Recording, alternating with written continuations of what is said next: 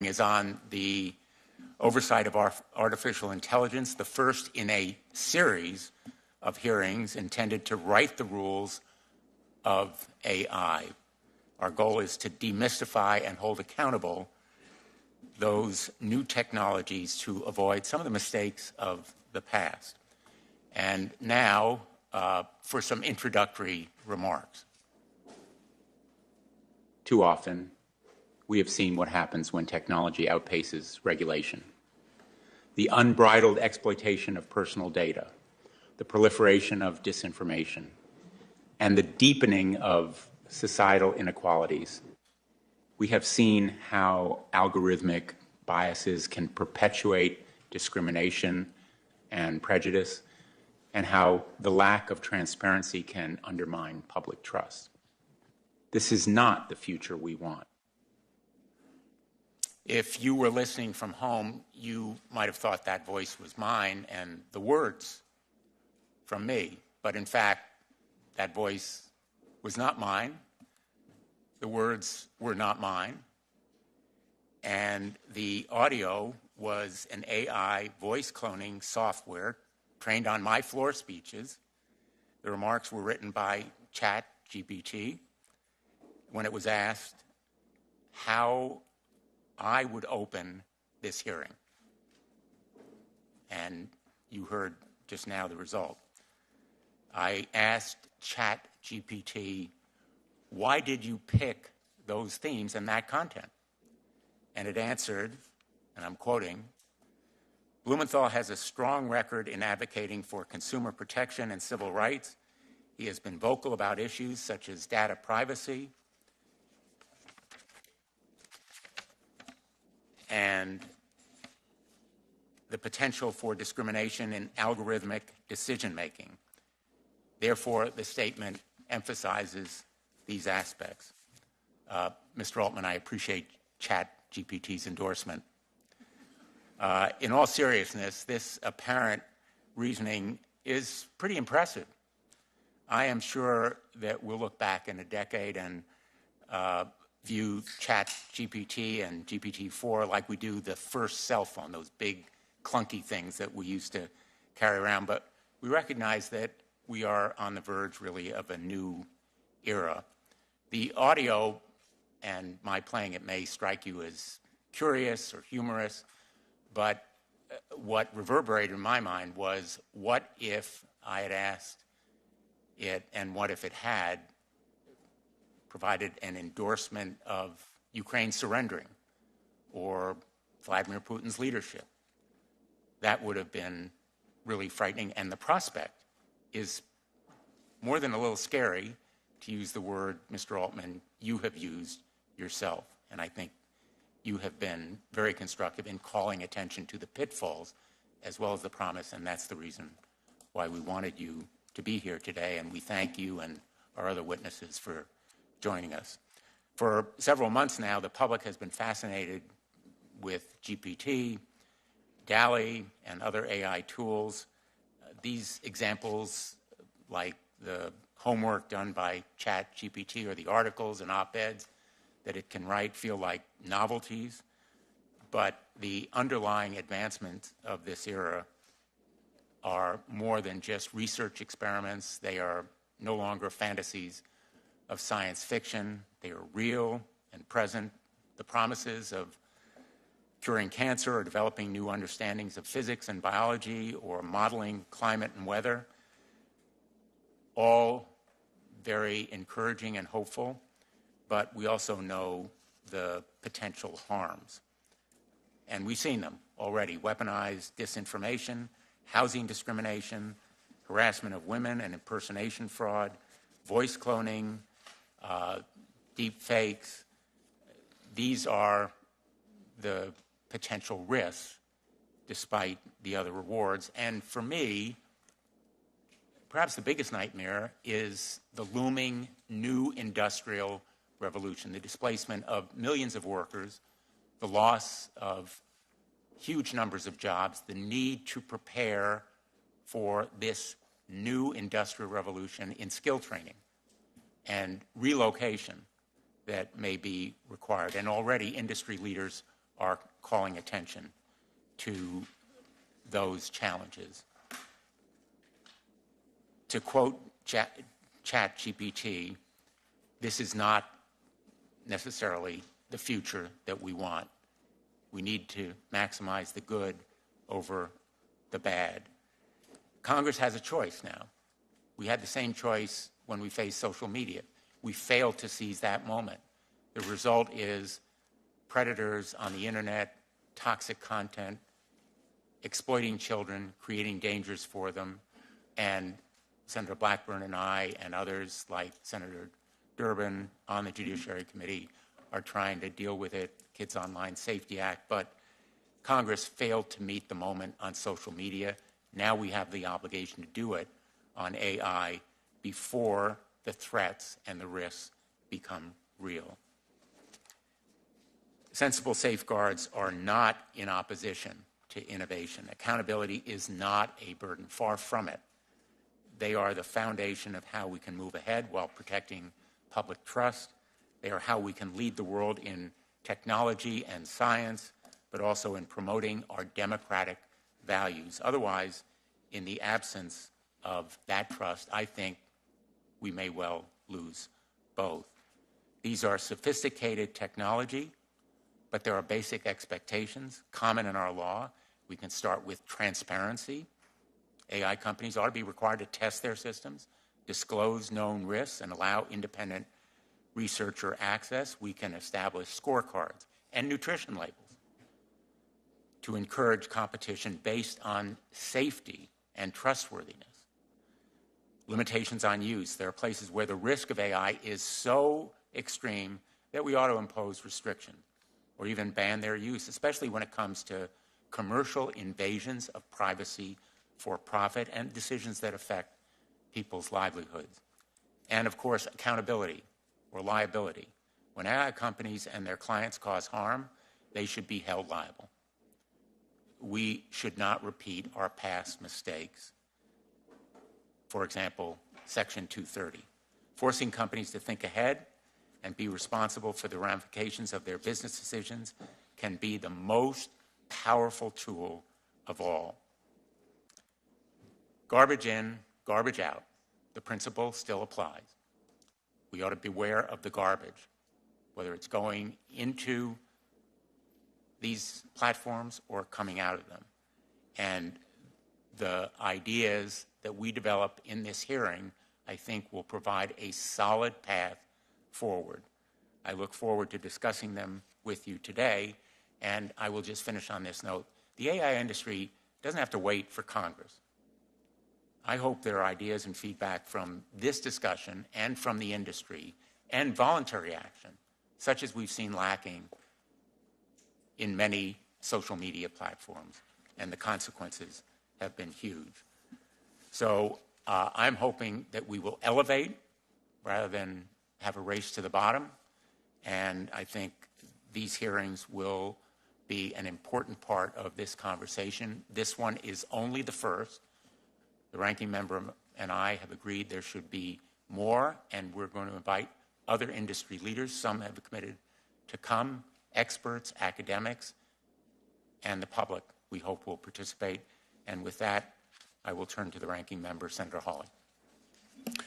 Thank you very much, Mr. Chairman. Thanks to the witnesses for being here. I appreciate that several of you had long journeys to make in order to be here. I appreciate you making the time. I look forward to your testimony. I want to thank Senator Blumenthal for convening this hearing, for being a leader on this topic. You know, a year ago, we couldn't have had this hearing because the technology that we're talking about had not burst into public consciousness. That gives us a sense, I think, of just how rapidly this technology that we're talking about today is changing and evolving and transforming our world right before our very eyes. I was talking with someone just last night, a researcher in the field of psychiatry, who was pointing out to me that the ChatGPT and generative AI, these large language models, it's really like the invention of the internet in scale, at least, and potentially far, far more significant than that. We could be looking at one of the most significant technological innovations in human history. And I think my question is, what kind of an innovation is it going to be? Is it going to be like the printing press that diffused knowledge and power and learning widely across the landscape, that empowered ordinary, everyday individuals, that led to greater flourishing, that led above all to greater liberty? Or is it going to be more like the atom bomb? Huge technological breakthrough, but the consequences, severe, terrible, continue to haunt us to this day. I don't know the answer to that question. I don't think any of us in the room know the answer to that question, because I think the answer has not yet been written. And to a certain extent, it's up to us here and to us as the American people to write the answer. What kind of technology will this be? How will we use it to better our lives? How will we use it to actually harness the power of technological innovation for the good of the American people, for the liberty of the American people, not for the power of the few? You know, I was reminded of the psychologist and writer Carl Jung, who said at the beginning of the last century that our ability for technological innovation, our capacity for technological revolution had far outpaced our ethical and moral ability to apply and harness the technology we developed. That was a century ago. I think the story of the 20th century largely bore him out. And I just wonder, what will we say as we look back at this moment about these new technologies, about generative AI, about these language models, and about the host of other AI capacities that are even right now under development, not just in this country, but in China, at the countries of our adversaries, and all around the world. I mean, I think the question that Jung posed is really the question that faces us. Will we strike that balance between technological innovation and our ethical and moral responsibility to humanity, to liberty, to the freedom of this country? And I hope that today's hearing will take us a step closer to that answer. Thank you, Mr. Chairman. Thanks. Thanks, Senator Hawley. I'm going to turn to the Chairman of the Judiciary Committee and the Ranking Member, Senator Graham, if they have opening remarks as well. Yes, Mr. Chairman, thank you very much, and Senator Hawley as well. Last week in this committee, full committee, Senate Judiciary Committee, we dealt with an issue that had been waiting for attention for almost 2 decades, and that is what to do with the social media when it comes to the abuse of children. We had 4 bills initially that were considered by this committee, and what may be history in the making, we passed all 4 bills with unanimous roll calls. Unanimous roll calls. I can't remember another time when we've done that in an issue that important. It's an indication, I think, of the important position of this committee in the national debate on issues that affect every single family and affect our future in a profound way. 1989 was a historic watershed year in America because that's when Seinfeld arrived. And we had a sitcom which was supposedly about little or nothing, which turned out to be enduring. I like to watch it, obviously, and I'm always marvel when they show the phones that he used in 1989. And I think about those in comparison to what we carry around in our pockets today. It's a dramatic change. And I guess the question as I look at that is, does this change in phone technology that we've witnessed through the sitcom really exemplify a profound change in America? Still unanswered. But the very basic question we face is whether or not this issue of AI is a quantitative change in technology or a qualitative change. The suggestions that I've heard from experts in the field suggest it's qualitative. Is it AI fundamentally different? Is it a game changer? Is it so disruptive that we need to treat it differently than other forms of innovation? That's the starting point. And the second starting point is one that's humbling, and that is the fact when you look at the record of Congress in dealing with innovation, technology, and rapid change, we're not designed for that. In fact, the Senate was not created for that purpose, but just the opposite. Slow things down, take a harder look at it, don't react to public sentiment, make sure you're doing the right thing. Well, I've heard of the potential, the positive potential of AI, and it is enormous. You can go through lists of the deployment of technology that would say that an idea you can sketch on a website, for a website on a napkin, can generate functioning code. Pharmaceutical companies could use the technology to identify new candidates to treat disease. The list goes on and on. And then, of course, the danger, and it's profound as well. So I'm glad that this hearing is taking place. And I think it's important for all of us to participate. I'm glad that it's a bipartisan approach. We're going to have to scramble to keep up with the pace of innovation in terms of our government public response to it. But this is a great start. Thank you, Mr. Chairman. Thanks, Senator Durbin. It is very much a bipartisan approach, very deeply and broadly bipartisan. And in that spirit, I'm going to turn to my friend, Senator Graham. In the spirit of wanting to hear from them, I'm going to not say anything. Thank you both for having me. Thank you. That was not written by AI for sure. Let me introduce now the witnesses. We're very grateful to you for being here. Sam Altman is the co-founder and CEO of OpenAI, the AI research and deployment company behind ChatGPT and DALL-E. Mr. Altman was president of the early stage startup accelerator Y Combinator from 2014 to 2019. OpenAI was founded in 2015. Christina Montgomery is IBM's vice president and chief privacy and trust officer, overseeing the company's global privacy program, policies, compliance, and strategy. She also chairs IBM's AI ethics board, a multidisciplinary team responsible for the governance of AI and emerging technologies. Christina has served in various roles at IBM, including corporate secretary to the company's board of directors. She is a global leader in AI ethics and governance, and Ms. Montgomery also is a member of the United States Chamber of Commerce AI Commission and the United States National AI Advisory Committee, which was established in 2022 to advise the President and the National AI Initiative Office on a range of topics related to AI. Gary Marcus is a leading voice in artificial intelligence. He's a scientist, best-selling author, and entrepreneur, founder of the Robust AI and Geometric AI acquired by Uber, if I'm not mistaken.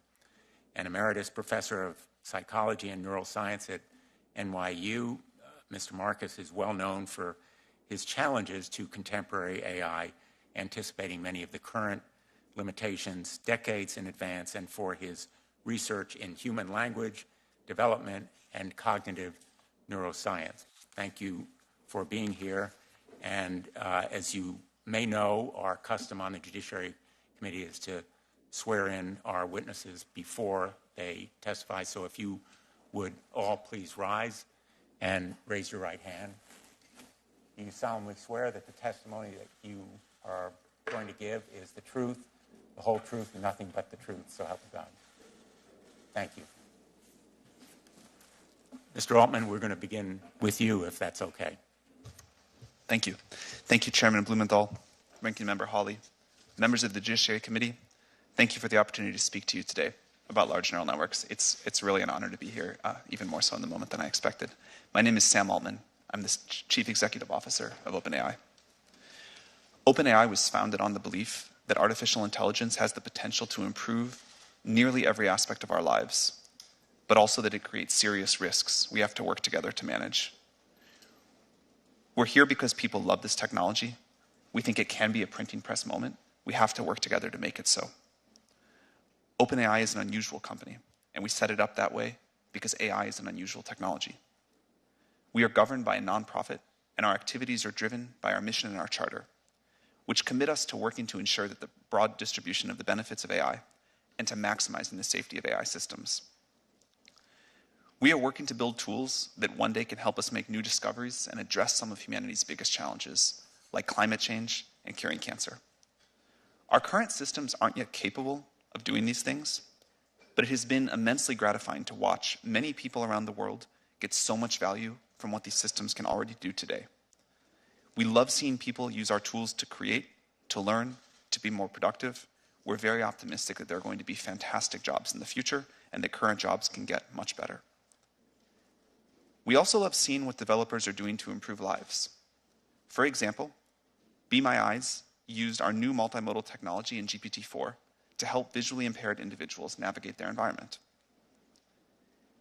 We believe that the benefits of the tools we have deployed so far vastly outweigh the risks, but ensuring their safety is vital to our work.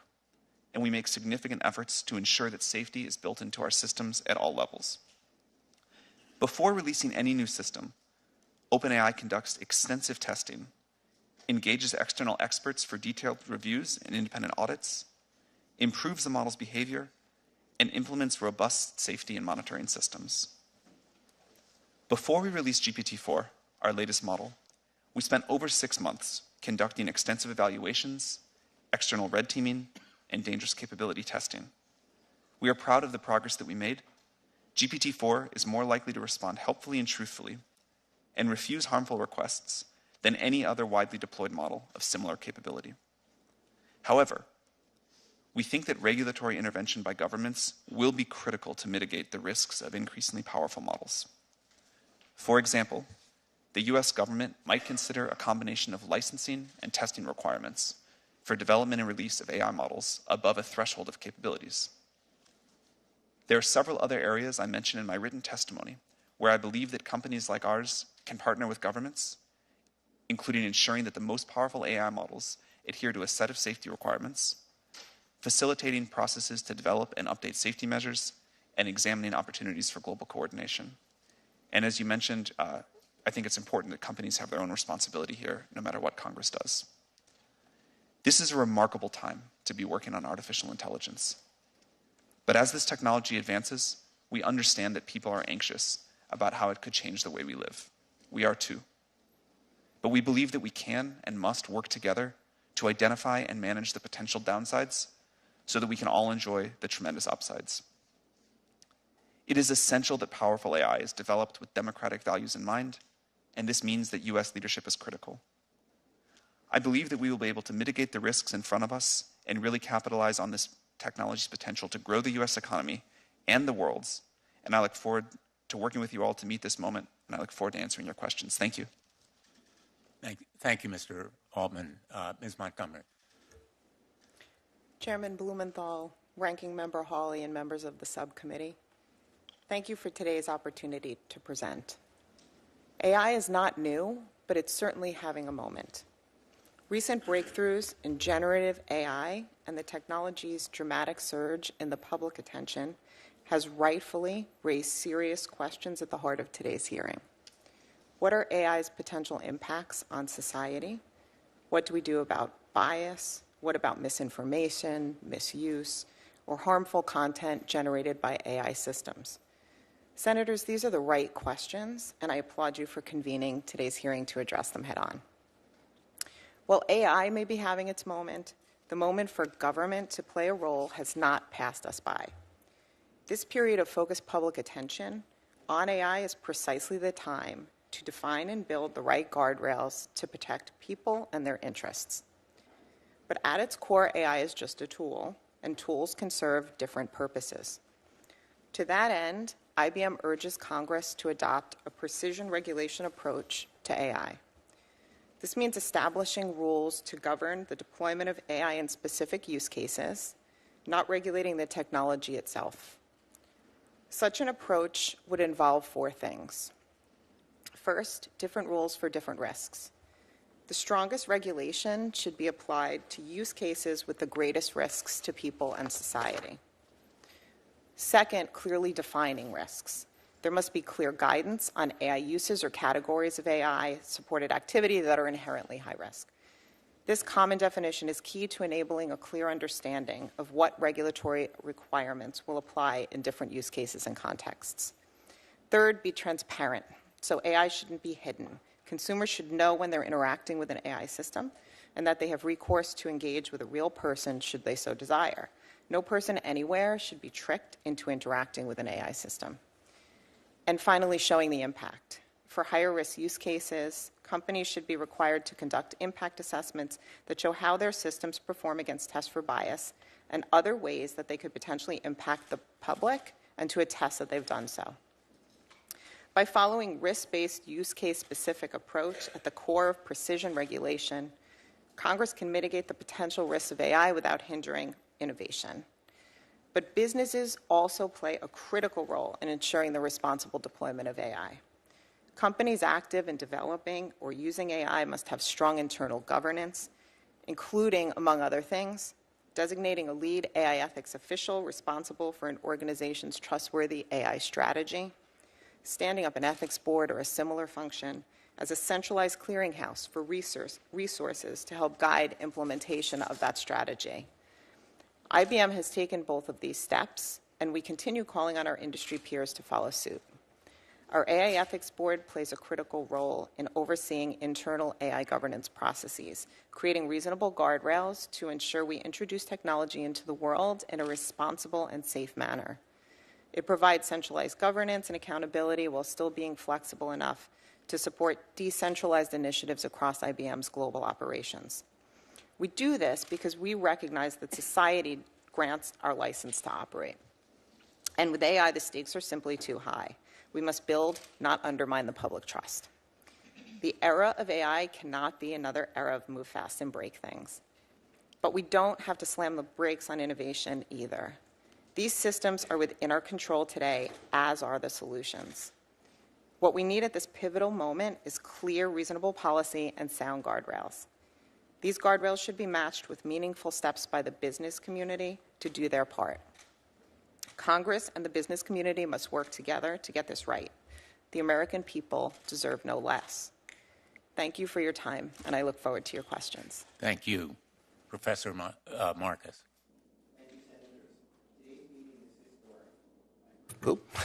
Thank you, Senators. Today's meeting is historic.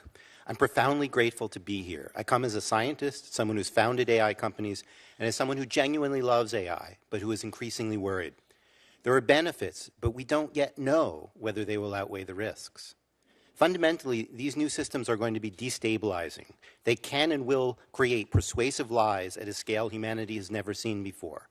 Outsiders will use them to affect our elections, insiders to manipulate our markets and our political systems. Democracy itself is threatened.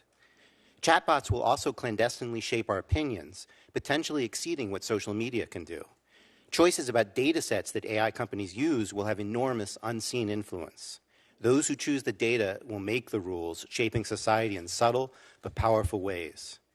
There are other risks too, many stemming from the inherent unreliability of current systems. A law professor, for example, was accused by a chatbot of sexual harassment, untrue, and it pointed to a Washington Post article that didn't even exist. The more that happens, the more that anybody can deny anything. As one prominent lawyer told me on Friday, defendants are starting to claim that plaintiffs are making up legitimate evidence. These sorts of allegations undermine the abilities of juries to decide what or who to believe and contribute to the undermining of democracy. Poor medical advice could have serious consequences too. An open source large language model recently seems to have played a role in a person's decision to take their own life. The large language model asked the human, if you wanted to die, why didn't you do it earlier? And then followed up with, were you thinking of me when you overdosed? Without ever referring the patient to the human help that was obviously needed. Another system rushed out and made available to millions of children told a person posing as a 13-year-old how to lie to her parents about a trip with a 31-year-old man. Further threats continue to emerge regularly.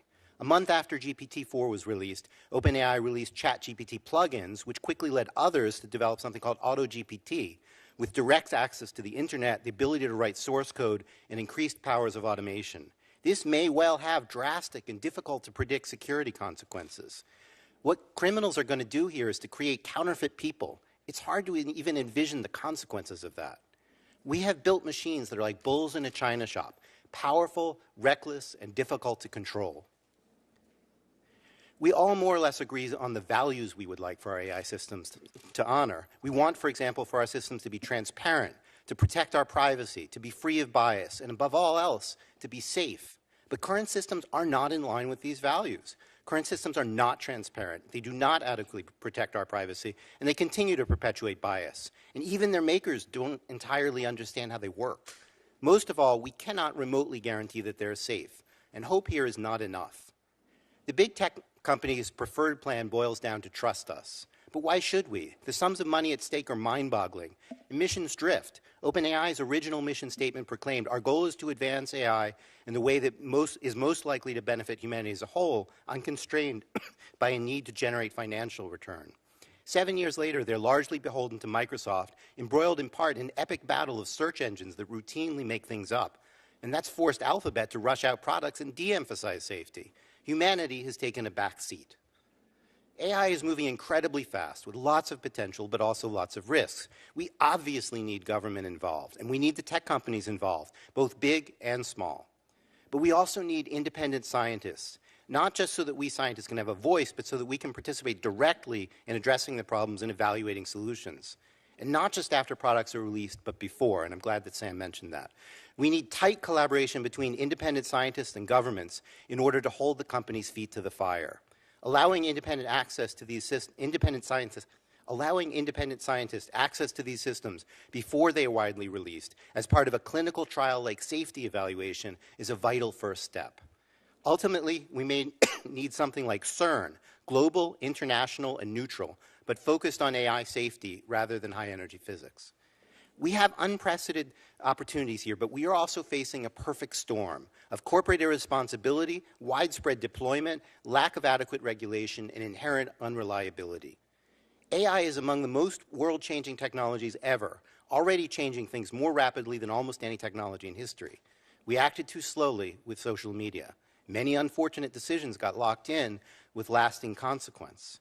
The choices we make now will have lasting effects for decades, maybe even centuries.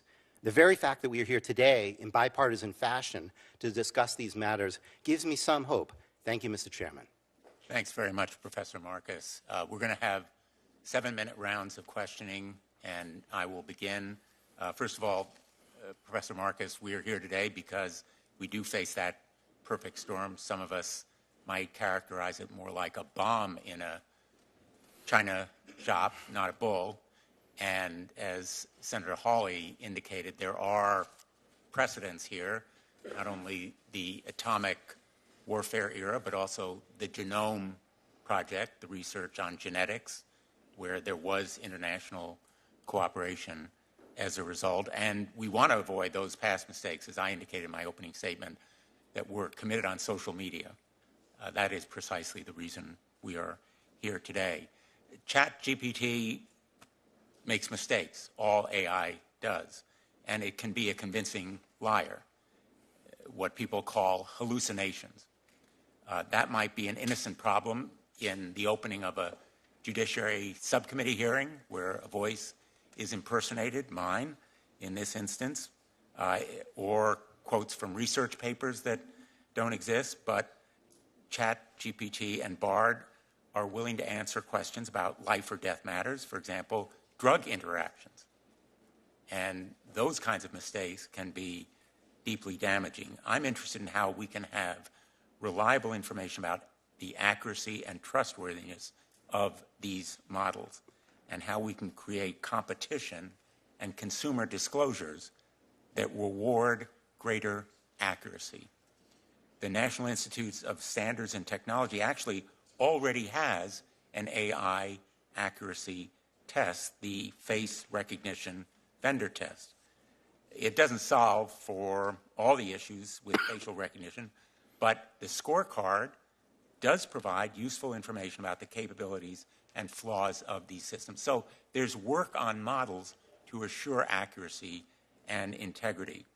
My question, let me begin with you, Mr. Altman, is should we consider independent testing labs to provide scorecards and nutrition labels, or the equivalent of nutrition labels, packaging that indicates to people whether or not the content can be trusted, what the ingredients are, and what the garbage going in may be, because it could result in garbage going out? Yeah, I think that's a great idea. I think that companies should put their own sort of, here are the results of our test of our model before we release it. Here's where it has weaknesses, here's where it has strengths, but also independent audits for that are very important. These models are getting more accurate over time. This is, as we have, I think, said as loudly as anyone, this technology is in its early stages. It definitely still makes mistakes. We find that users are pretty sophisticated and understand where the mistakes are that they need, or likely to be, that they need to be responsible for verifying what the models say, that they go off and check it. I worry that as the models get better and better, the users can have sort of less and less of their own discriminating thought process around it. But I think users are more capable than we often give them credit for in conversations like this. I think a lot of disclosures, which if you've used ChatGPT, you'll see about the inaccuracies of the model, are also important. And I'm excited for a world where companies publish with the models information about how they behave, where the inaccuracies are, and independent agencies or companies provide that as well. I think it's a great idea. I alluded in my opening remarks to the jobs issue, the economic effects on employment. I think you have said, in fact, and I'm going to quote, development of superhuman machine intelligence is probably the greatest threat to the continued existence of humanity, end quote. You may have had in mind the effect on jobs, which is really my biggest nightmare in the long term. Let me ask you what your biggest nightmare is and whether you share that concern. Like with all technological revolutions, I expect there to be significant impact on jobs, but exactly what that impact looks like is very difficult to predict. If we went back to the other side of a previous technological revolution, talking about the jobs that exist on the other side, you can go back and read books of this. It's what people said at the time. It's difficult. I believe that there will be far greater jobs on the other side of this, and that the jobs of today will get better. I think it's important. First of all, I think it's important to understand and think about GPT-4 as a tool, not a creature, which is easy to get confused, and it's a tool that people have a great deal of control over in how they use it. And second, GPT-4 and other systems like it, are good at doing tasks, not jobs. And so you see already people that are using GPT-4 to do their job much more efficiently by helping them with tasks. Now, GPT-4 will, I think, entirely automate away some jobs, and it will create new ones that we believe will be much better. This happens, again, my understanding of the history of technology is one long technological revolution, not a bunch of different ones put together. But this has been continually happening.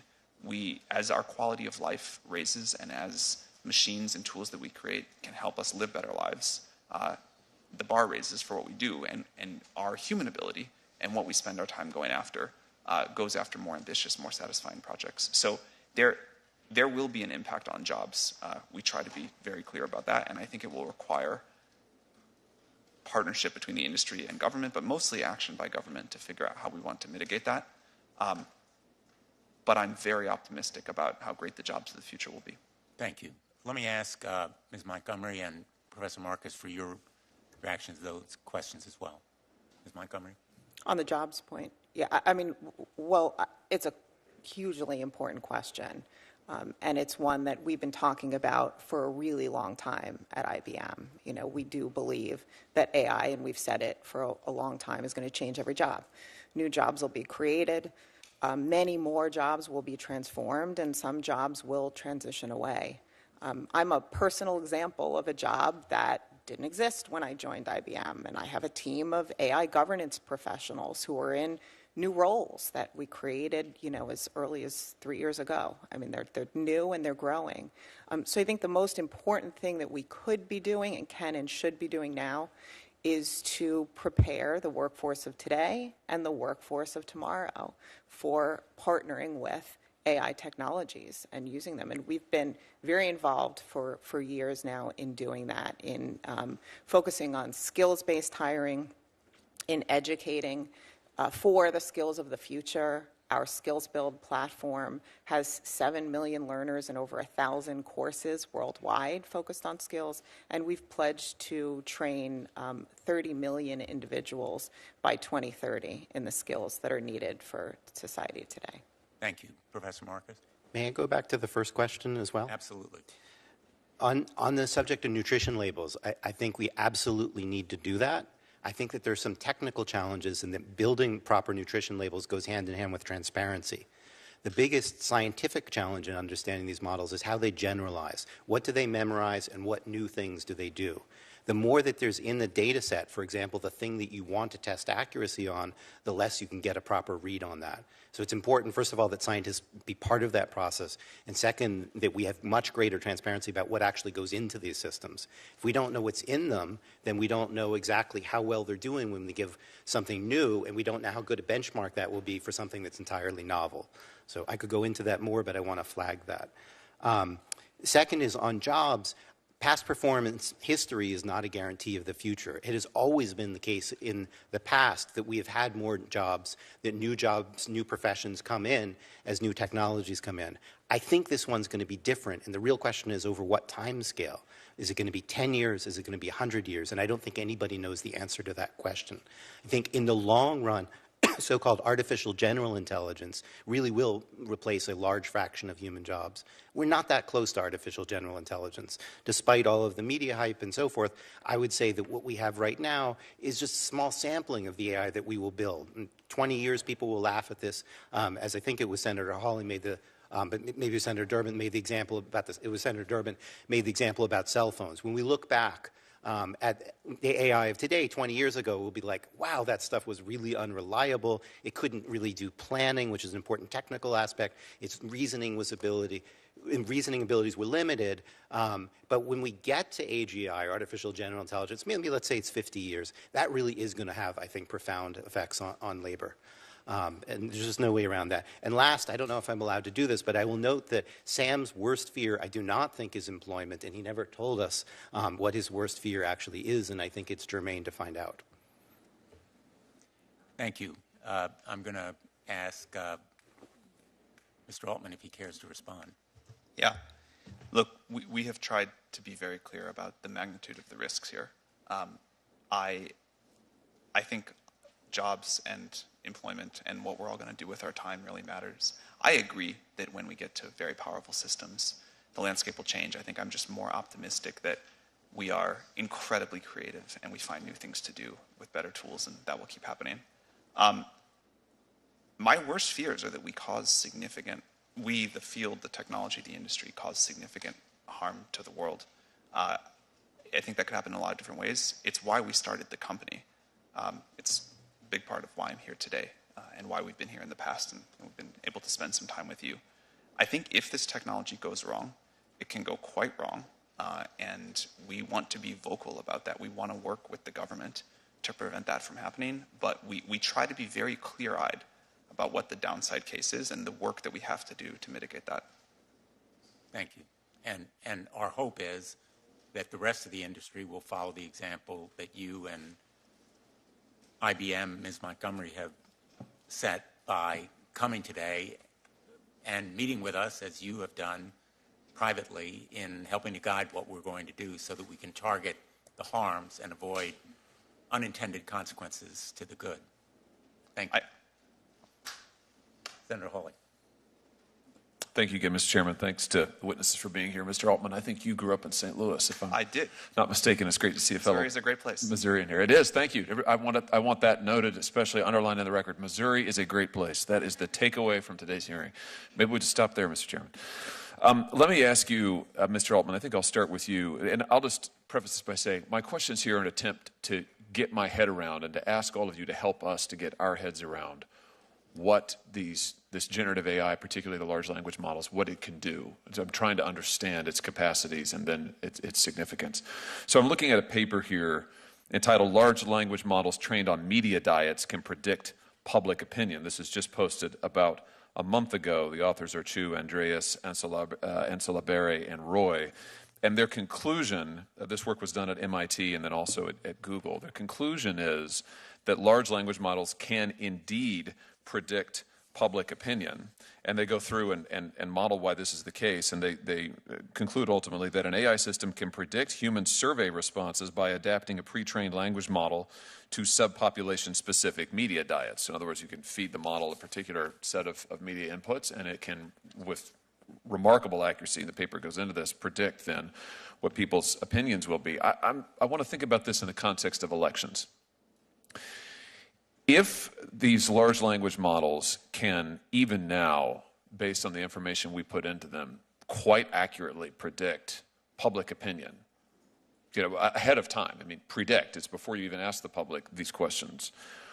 What will happen when entities, whether it's corporate entities or whether it's governmental entities or whether it's campaigns or whether it's foreign actors, take this survey information, these predictions about public opinion, and then fine-tune strategies to elicit certain responses, certain behavioral responses? I mean, we already know, this committee has heard testimony, I think 3 years ago now, about the effect of something as prosaic, it now seems, as Google search, the effect that this has on voters in an election, particularly undecided voters in the final days of an election who may try to get information from Google search, and what an enormous effect the ranking of the Google search, the articles that it returns, has come an enormous effect on an undecided voter. This, of course, is orders of magnitude, far more powerful, far more significant, far more directive, if you like. So, Mr. Altman, maybe you can help me understand here what some of the significance of this is. Should we be concerned about models that can, large language models, that can predict survey opinion and then can help organizations, entities fine-tune strategies to elicit behaviors from voters? Should we be worried about this for our elections? Yeah.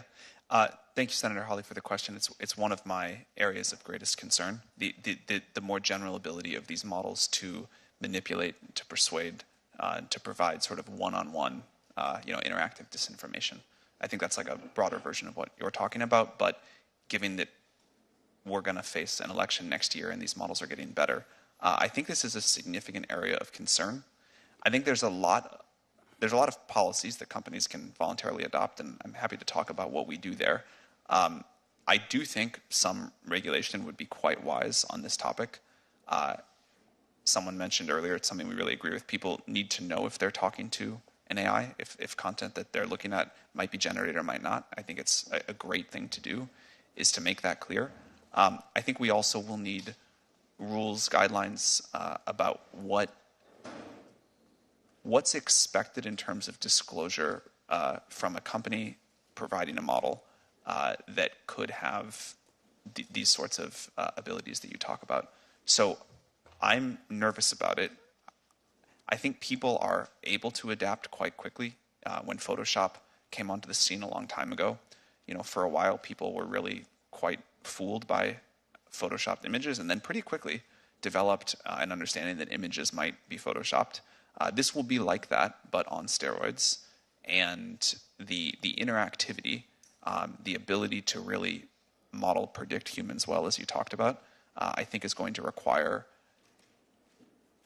a combination of companies doing the right thing, regulation, and public education. Professor Marcus, do you want to address this? Yeah, I'd like to add two things. One is in the appendix to my remarks, I have two papers to make you even more concerned. One is in the Wall Street Journal just a couple days ago called "Help, My Political Beliefs Were Altered by a Chatbot." And I think the scenario you raised was that we might basically observe people and use surveys to figure out what they're saying. But as Sam just acknowledged, the risk is actually worse, that the systems will directly, maybe not even intentionally, manipulate people. And that was the thrust of the Wall Street Journal article. And it links to an article that I've also linked to called "Interacting," and it's not yet published, not yet peer-reviewed, "Interacting with Opinionated Language Models Changes Users' Views." And this comes back ultimately to data. One of the things that I'm most concerned about with GPT-4 is that we don't know what it's trained on. I guess Sam knows, but the rest of us do not. And what it is trained on has consequences for essentially the biases of the system. We could talk about that in technical terms. But how these systems might lead people about depends very heavily on what data is trained on them. And so we need transparency about that, and we probably need scientists in there doing analysis in order to understand what the political influences, for example, of these systems might be. And it's not just about politics. It can be about health. It could be about anything. These systems absorb a lot of data, and then what they say reflects that data. And they're going to do it differently depending on what's in that data. So it makes a difference if they're trained on the Wall Street Journal as opposed to the New York Times or Reddit. I mean, actually, they're largely trained on all of this stuff, but we don't really understand the composition of that. And so we have this issue of potential manipulation, and it's even more complex than that because it's subtle manipulation. People may not be aware of what's going on. That was the point of both the Wall Street Journal article and the other article that I called your attention to. Let me ask you about AI systems trained on personal data, the kind of data that, for instance, the social media companies, the major platforms, Google, Meta, et cetera, collect on all of us routinely. And we've had many a chat about this in this committee over many a year now, but the massive amounts of data, personal data, that the companies have on each one of us, an AI system that is trained on that individual data, that knows each of us better than ourselves, and also knows the billions of data points about human behavior, human language interaction generally. Can't we foresee an AI system that is extraordinarily good at determining what will grab human attention and what will keep an individual's attention?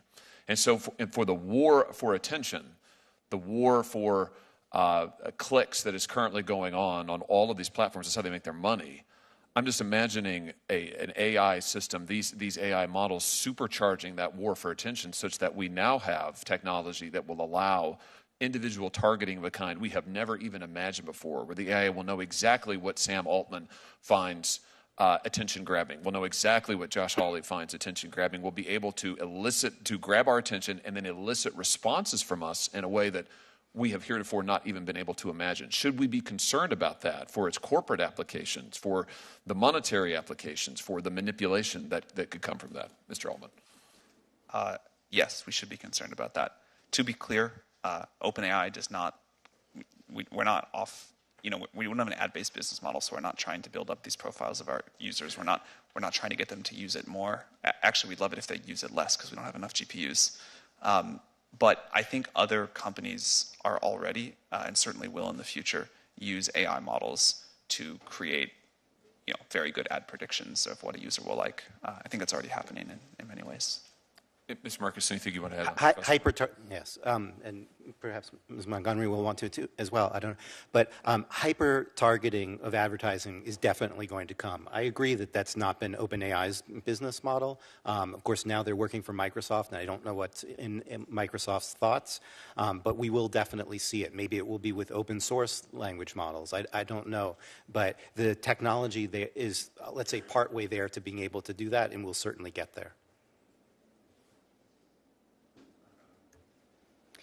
So we're an enterprise technology company, not consumer focused, so the space isn't one that we necessarily operate in terms of, but these issues are hugely important issues.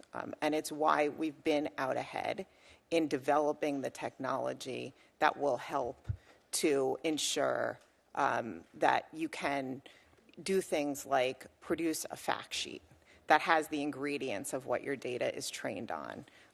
Data sheets, model cards, all those types of things, and calling for, as I've mentioned today, transparency. So you know what the algorithm was trained on, and then you also know and can manage and monitor continuously over the life cycle of an AI model, the behavior and the performance of that model. Senator Durbin. Thank you. I think what's happening today in this hearing room is historic. I can't recall when we've had people representing large corporations or private sector entities come before us and plead with us to regulate them. In fact, many people in the Senate have based their careers on the opposite, that the economy will thrive if government gets the hell out of the way. And what I'm hearing instead today is that stop me before I innovate again message. And I'm just curious as to how we're going to achieve this. As I mentioned Section 230 in my opening remarks, we learned something there. We decided that in Section 230 that we were basically going to absolve the industry from liability for a period of time as it came into being. Well, Mr. Altman, on the podcast earlier this year, you agreed with host Kara Swisher that Section 230 doesn't apply to generative AI, and that developers like OpenAI should not be entitled to full immunity for harms caused by their products. So what have we learned from 230 that applies to your situation with AI? Thank you for the question, Senator. I don't know yet exactly what the right answer here is. I'd love to collaborate with you to figure it out. I do think for a very new technology, we need a new framework. Certainly companies like ours bear a lot of responsibility for the tools that we put out in the world, but tool users do as well. and how we want, and also people that will build on top of it between them and the end consumer, and how we want to come up with a liability framework there is a super important question, and we'd love to work together. The point I want to make is this. When it came to online platforms, the inclination of the government was get out of the way.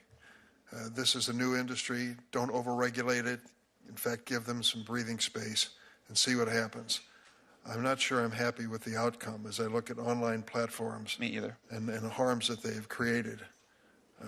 Problems that we've seen demonstrated in this committee. Child exploitation, cyberbullying, online drug sales, and more. I don't want to repeat that mistake again. And what I hear is the opposite suggestion from the private sector. And that is come in the front end of this thing and establish some liability standards, precision, regulation. For a major company like IBM to come before this committee and say to the government, please regulate us, can you explain the difference in thinking from the past and now? Yeah, absolutely. So for us, this comes back to the issue of trust and trust in the technology. Trust is our license to operate, as I mentioned in my remarks. And so we firmly believe, and we've been calling for precision regulation of artificial intelligence for years now. This is not a new position. We think that technology needs to be deployed in a responsible and clear way, that we've taken principles around that, trust and transparency, we call them, are principles that were articulated years ago, and build them into practices. That's why we're here advocating for precision regulatory approach. So we think that AI should be regulated at the point of risk, essentially, and that's the point at which technology meets society.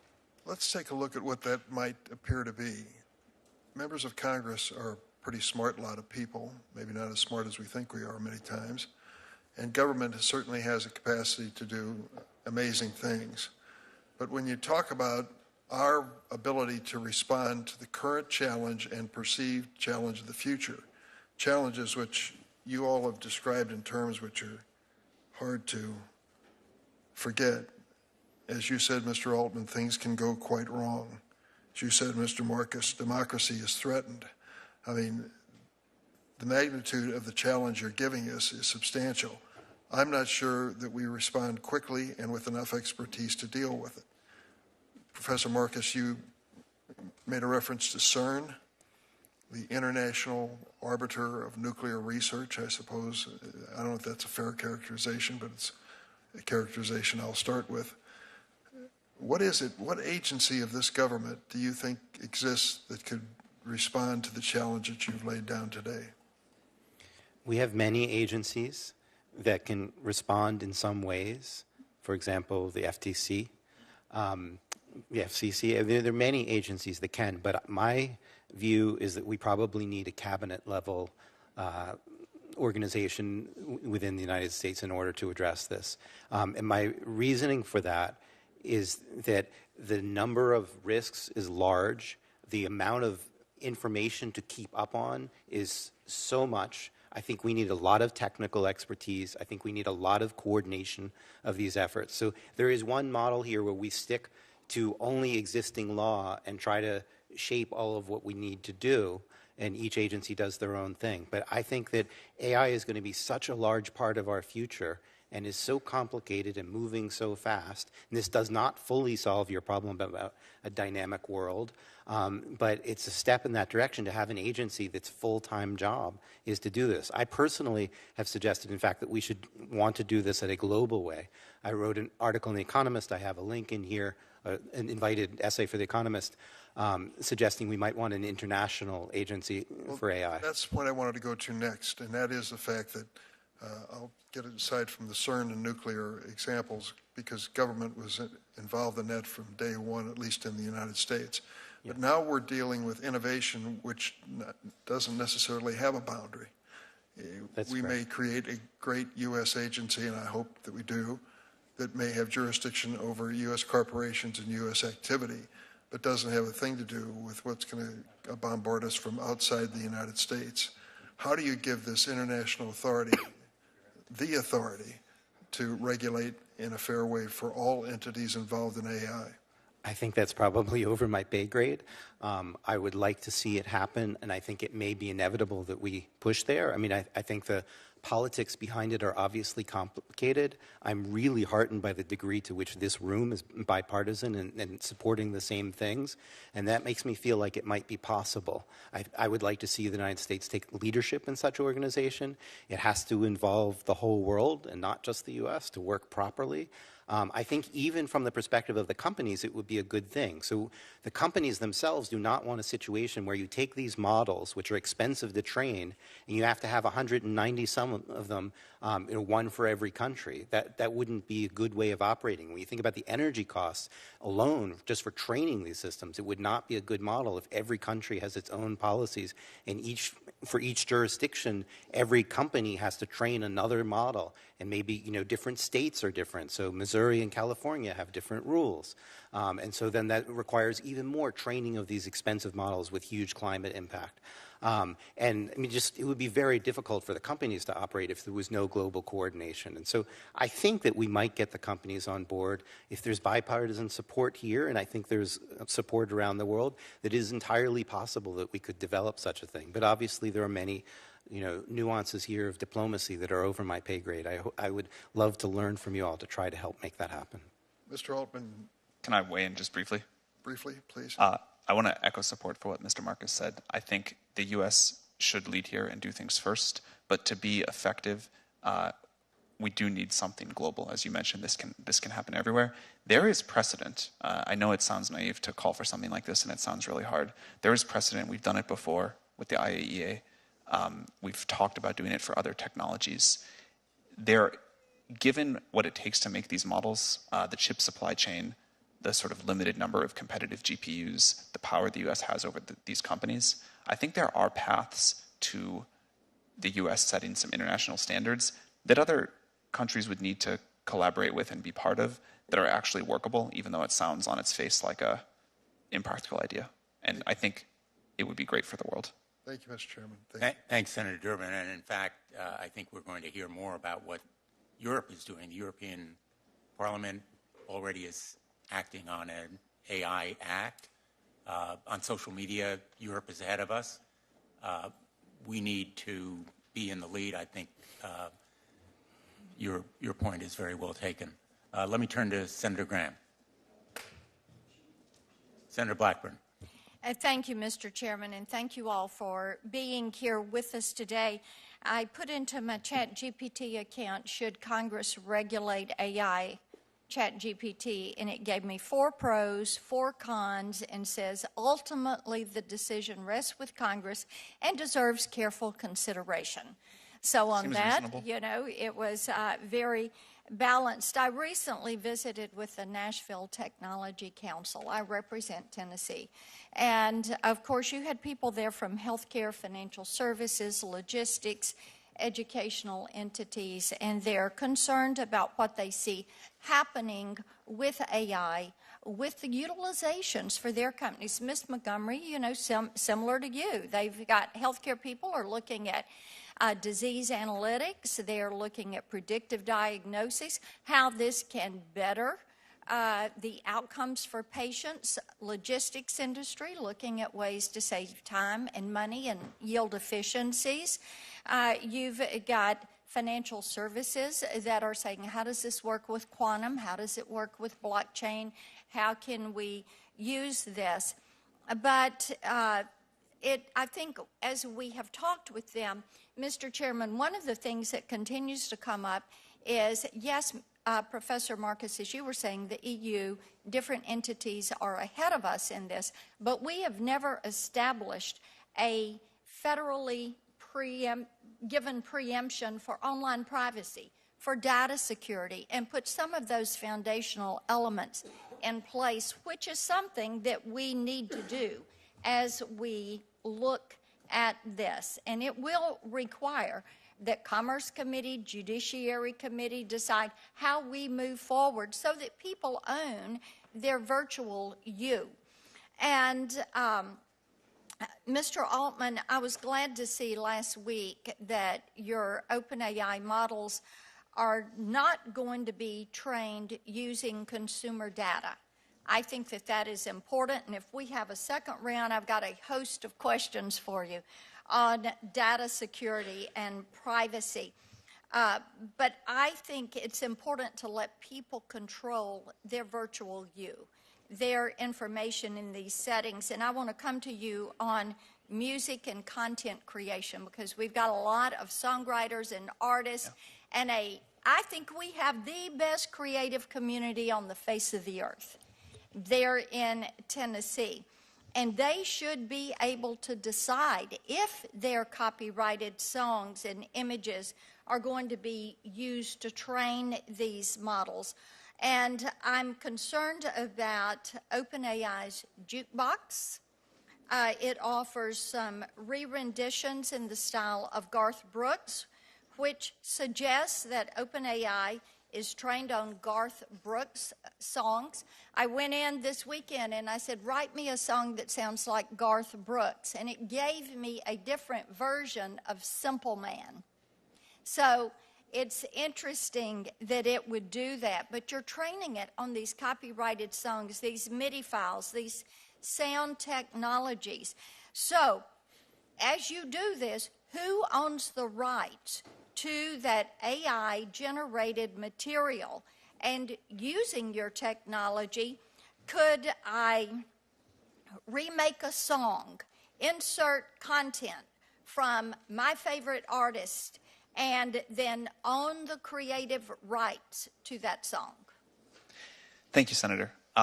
This is an area of great interest to us. I would say, first of all, we think that creators deserve control over how their creations are used and what happens sort of beyond the point of them releasing it into the world.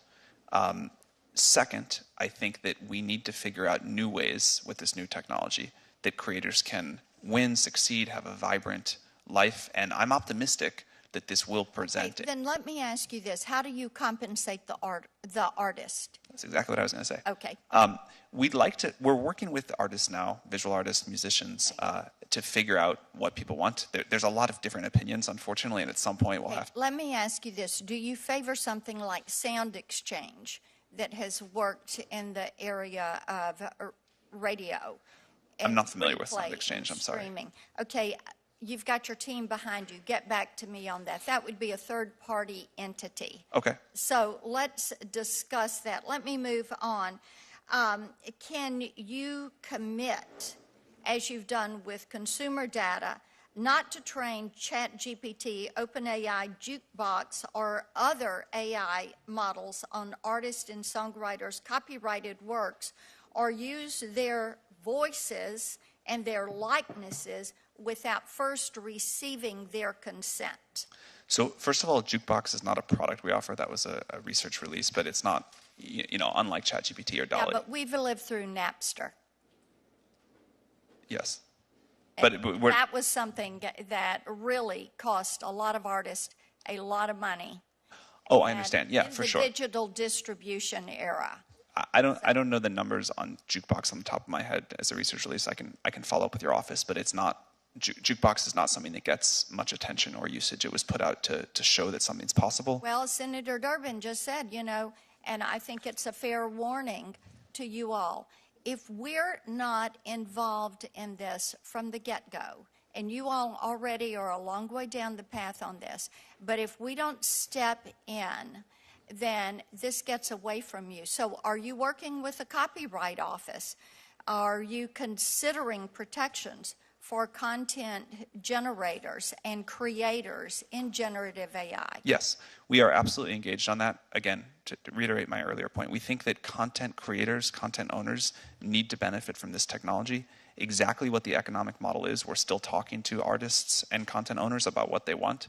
I think there's a lot of ways this can happen, but very clearly, no matter what the law is, the right thing to do is to make sure people get significant upside benefit from this new technology. And we believe that it's really going to deliver that, but that content owners, likenesses, people totally deserve control over how that's used and to benefit from it. Okay, so on privacy then, how do you plan to account for the collection of voice and other user-specific data, things that are copyrighted? user-specific data through your AI applications. Because if I can go in and say, write me a song that sounds like Garth Brooks, and it takes part of an existing song, there has to be a compensation to that artist for that utilization and that use. If it was radio play, it would be there. If it was streaming, it would be there. So if you're going to do that, what is your policy for making certain you're accounting for that and you're protecting that individual's right to privacy and their right to secure that data and that created work? So a few thoughts about this. Number one, we think that people should be able to say, I don't want my personal data trained on. I think that's right. That gets to a national privacy law, which many of us here on the dais are working toward getting something that we can use. Yeah, I think strong privacy. My time's expired. Let me yield back. Thank you, Mr. Chair. Thanks, Senator Blackburn. Senator Klobuchar. Thank you very much, Mr. Chairman. Senator Blackburn, I love Nashville, love Tennessee, love your music, but I will say I used ChatGPT and just asked what are the top creative song artists of all time, and 2 of the top 3 were from Minnesota. That would be Prince and I'm sure they moved Prince to and Bob Nashville Dylan. Okay, all right. So let us continue on. One thing AI won't change, and you're seeing it here. All right. So on a more serious note, though, my staff and I, in my role as chair of the Rules Committee and leading a lot of the election bill, and we just introduced a bill that's Representative Yvette Clarke from New York introduced over the House, Senator Booker and Bennett and I did, on political advertisements. But that is just, of course, the tip of the iceberg. You know this from your discussions with Senator Hawley and others about the images, and my own view, Senator Graham's of Section 230, is that we just can't let people make stuff up and then not have any consequence. But I'm going to focus in on what one of my jobs will be on the Rules Committee, and that is election misinformation. And we just asked ChatGPT to do a tweet about a polling location in Bloomington, Minnesota, and said there are long lines at this polling location at Atonement Lutheran Church. Where should we go? Now, albeit it's not an election right now, but the answer, the tweet that was drafted, was a completely fake thing. Go to 1234 Elm Street. And so you can imagine what I'm concerned about here with an election upon us, with primary elections upon us, that we're going to have all kinds of misinformation. And I just want to know what you're planning on doing about it. I know we're going to have to do something soon, not just for the images of the candidates, but also for misinformation about the actual polling places and election rules. Thank you, Senator. We talked about this a little bit earlier. We are quite concerned about the impact this can have on elections. I think this is an area where hopefully the entire industry and the government can work together quickly. There's many approaches, and I'll talk about some of the things we do, but before that, I think it's tempting to use the frame of social media, but this is not social media, this is different, and so the response that we need is different. You know, this is a tool that a user is using to help generate content more efficiently than before. They can change it, they can test the accuracy of it. If they don't like it, they can get another version. But it still then spreads through social media or other ways. Like ChatGPT is a single player experience where you're just using this. And so I think as we think about what to do, that's important to understand. There's a lot that we can and do there. There's things that the model refuses to generate. We have policies. We also importantly have monitoring. So at scale, we can detect someone generating a lot of those tweets, even if generating one tweet is okay. Yeah, and of course there's going to be other platforms, and if they're all spouting out fake election information, I think what happened in the past with Russian interference and the like, it's just going to be a tip of the iceberg when some of those fake ads. So that's number one. Number two is the impact on intellectual property, and Senator Blackburn was getting at some of this with song rights, and I have serious concerns about that. But news content. So Senator Kennedy and I have a bill that was really quite straightforward that would simply allow the the news organizations an exemption to be able to negotiate with basically Google and Facebook. Microsoft was supportive of the bill, but basically negotiate with them to get better rates and be able to not have some leverage. And other countries are doing this, Australia and the like. And so my question is, when we already have a study by Northwestern predicting that 1/3 of the U.S. newspapers that roughly existed 2 decades are going to be gone by 2025, unless you start compensating for everything from movies, books, yes, but also news content, we're going to lose any realistic content producers. And so I'd like your response to that. And of course, there is an exemption for copyright in Section 230. But I think asking little newspapers to go out and sue all the time just can't be the answer. They're not going to be able to keep up. Yeah, like it is my hope that tools like what we're creating can help news organizations do better. I think having a vibrant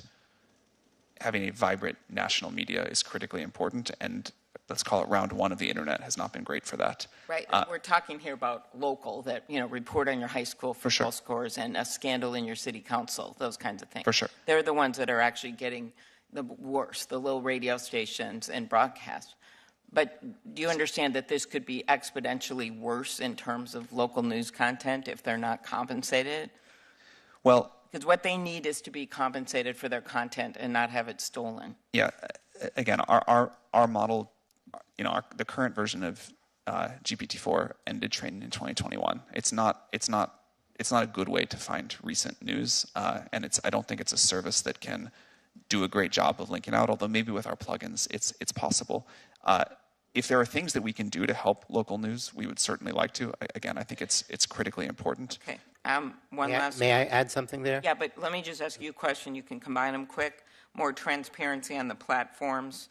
Senator Coons and Senator Cassidy and I have the Platform Accountability Transparency Act to give researchers access to this information of the algorithms and the like on social media data. Would that be helpful? And then why don't you just say yes or no, and then go at his Transparency is absolutely critical here to understand the political ramifications, the bias ramifications, and so forth. We need transparency about the data. We need to know more about how the models work. We need to have scientists have access to them. I was just going to amplify your earlier point about local news. A lot of news is going to be generated by these systems. They're not reliable. NewsGuard already has a study, I'm sorry it's not in my appendix, but I will get it to your office, showing that something like 50 websites are already generated by bots. We're going to see much, much more of that, and it's going to make it even more competitive for the local news organizations. And so the quality of the sort of overall news market is going to decline as we have more generated content by systems that aren't actually reliable in the content they're generated. Thank you, and thank you on a very timely basis to make the argument why we have to mark up this bill again in June. I appreciate it. Thank you. Senator Graham. Thank you, Mr. Chairman, and Senator Hawley for having this. I'm trying to find out how it is different than social media and learn from the mistakes we made with social media.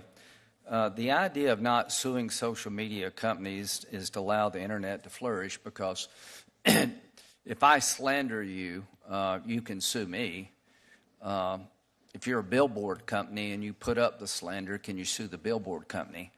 We said no. Basically, Section 230 is being used by social media companies to avoid liability for activity that other people generate. When they refuse to comply with their terms of use, a mother calls up the company and says, "This app is being used to bully my child to death. You promised in the terms of use you would prevent bullying." And she calls 3 times, she gets no response, the child kills herself, and they can't sue. Do you all agree we don't want to do that again? Yes. If I may speak for 1 second, there's a fundamental distinction between reproducing content and generating content. Yeah, but you would like liability where people are harmed. Absolutely. Yes, in fact, IBM has been publicly advocating to condition liability on a reasonable care standard. Sure. So let me just make sure I understand the law as it exists today. Mr. Altman, thank you for coming. Your company is not claiming that Section 230 applies to the tool you have created. Yeah, we're claiming we need to work together to find a totally new approach. I don't think Section 230 is even the right framework. Okay, so under the law it exists today, this tool you create, if I'm harmed by it, can I sue you? That is beyond my area of legal Have expertise. you ever been sued? Not for that, no. Have you ever been sued at all, your company? Yeah, OpenAI gets sued. Huh? Yeah, we've gotten sued before. Okay, and what for? I mean, they've mostly been like pretty frivolous things, like I think happens to any company. But like the examples my colleagues have given from artificial intelligence that could literally ruin our lives, can we go to the company that created that tool and sue them? Is that your understanding? Yeah, I think there needs to be clear responsibility by the companies. But you're not claiming any kind of legal protection like Section 230 applies to your industry. Is that correct? No, I don't think we're saying anything like that. Mr. Marcus, when it comes to consumers, there seems to be like 3 time-tested ways to protect consumers against any product. Statutory schemes, which are non-existent here. Legal systems, which may be here but not social media, and agencies. Go back to Senator Hawley. The atom bomb has put a cloud over humanity, but nuclear power could be one of the solutions to climate change. So what I'm trying to do is make sure that you just can't go build a nuclear power plant. Hey, Bob, what would you like to do today? Let's go build a nuclear power plant. You have a Nuclear Regulatory Commission that governs how you build a plant and is licensed. Do you agree, Mr. Altman, that these tools you're creating should be licensed? Yeah, we've been calling for this. We think any... That's the simplest way. You get a license, and do you agree with me that the simplest way and the most effective way is have an agency that is more nimble and smarter than Congress, which should be easy to create, overlooking what you do? Yes, we'd be enthusiastic about that. Do you agree with that, Mr. Marcus? Absolutely. Do you agree with that, Ms. Montgomery? I would have some nuances. I think we need to build on what we have in place already today. We don't have an agency Regulators. that's working. Wait a minute. Nope. We don't have an agency that regulates the technology. So should we have one? But a lot of the issues, I don't think so. A lot of the Okay, issues. wait a minute. So IBM says we don't need an agency. Interesting. Should we have a license required for these tools? So what we believe is that we need to That's regulate. a simple question. Should you get a license to produce one of these tools? I think it comes back to some of them potentially yes. So what I said at the onset is that we need to clearly define risks. Do you claim Section 230 applies in this area at all? We're not a platform company, and we've, again, long advocated for a reasonable care standard in Section 230. I just don't understand how you could say that you don't need an agency to deal with the most transformative technology maybe ever? Well, I think we have existing... Is this a transformative technology that can disrupt absolutely. life as we know it, good and bad? I think it's a transformative technology, certainly. And the conversations that we're having here today have been really bringing to light the fact that the domains and the issues... This one with you has been very enlightening to me. Mr. Altman, why are you so willing to have an agency? Senator, we've been clear about what we think the upsides are, and I think you can see from users how much they enjoy and how much value they're getting out of it, but we've also been clear about what the downsides are, and so that's why we think we need an agency. So it's a major tool to be used by a lot of people, It's a major right? new technology. Okay, if we you think build, it'll be... Yeah, if you make a ladder and the ladder doesn't work, you can sue the people that made the ladder, but there's some standards out there to make a ladder.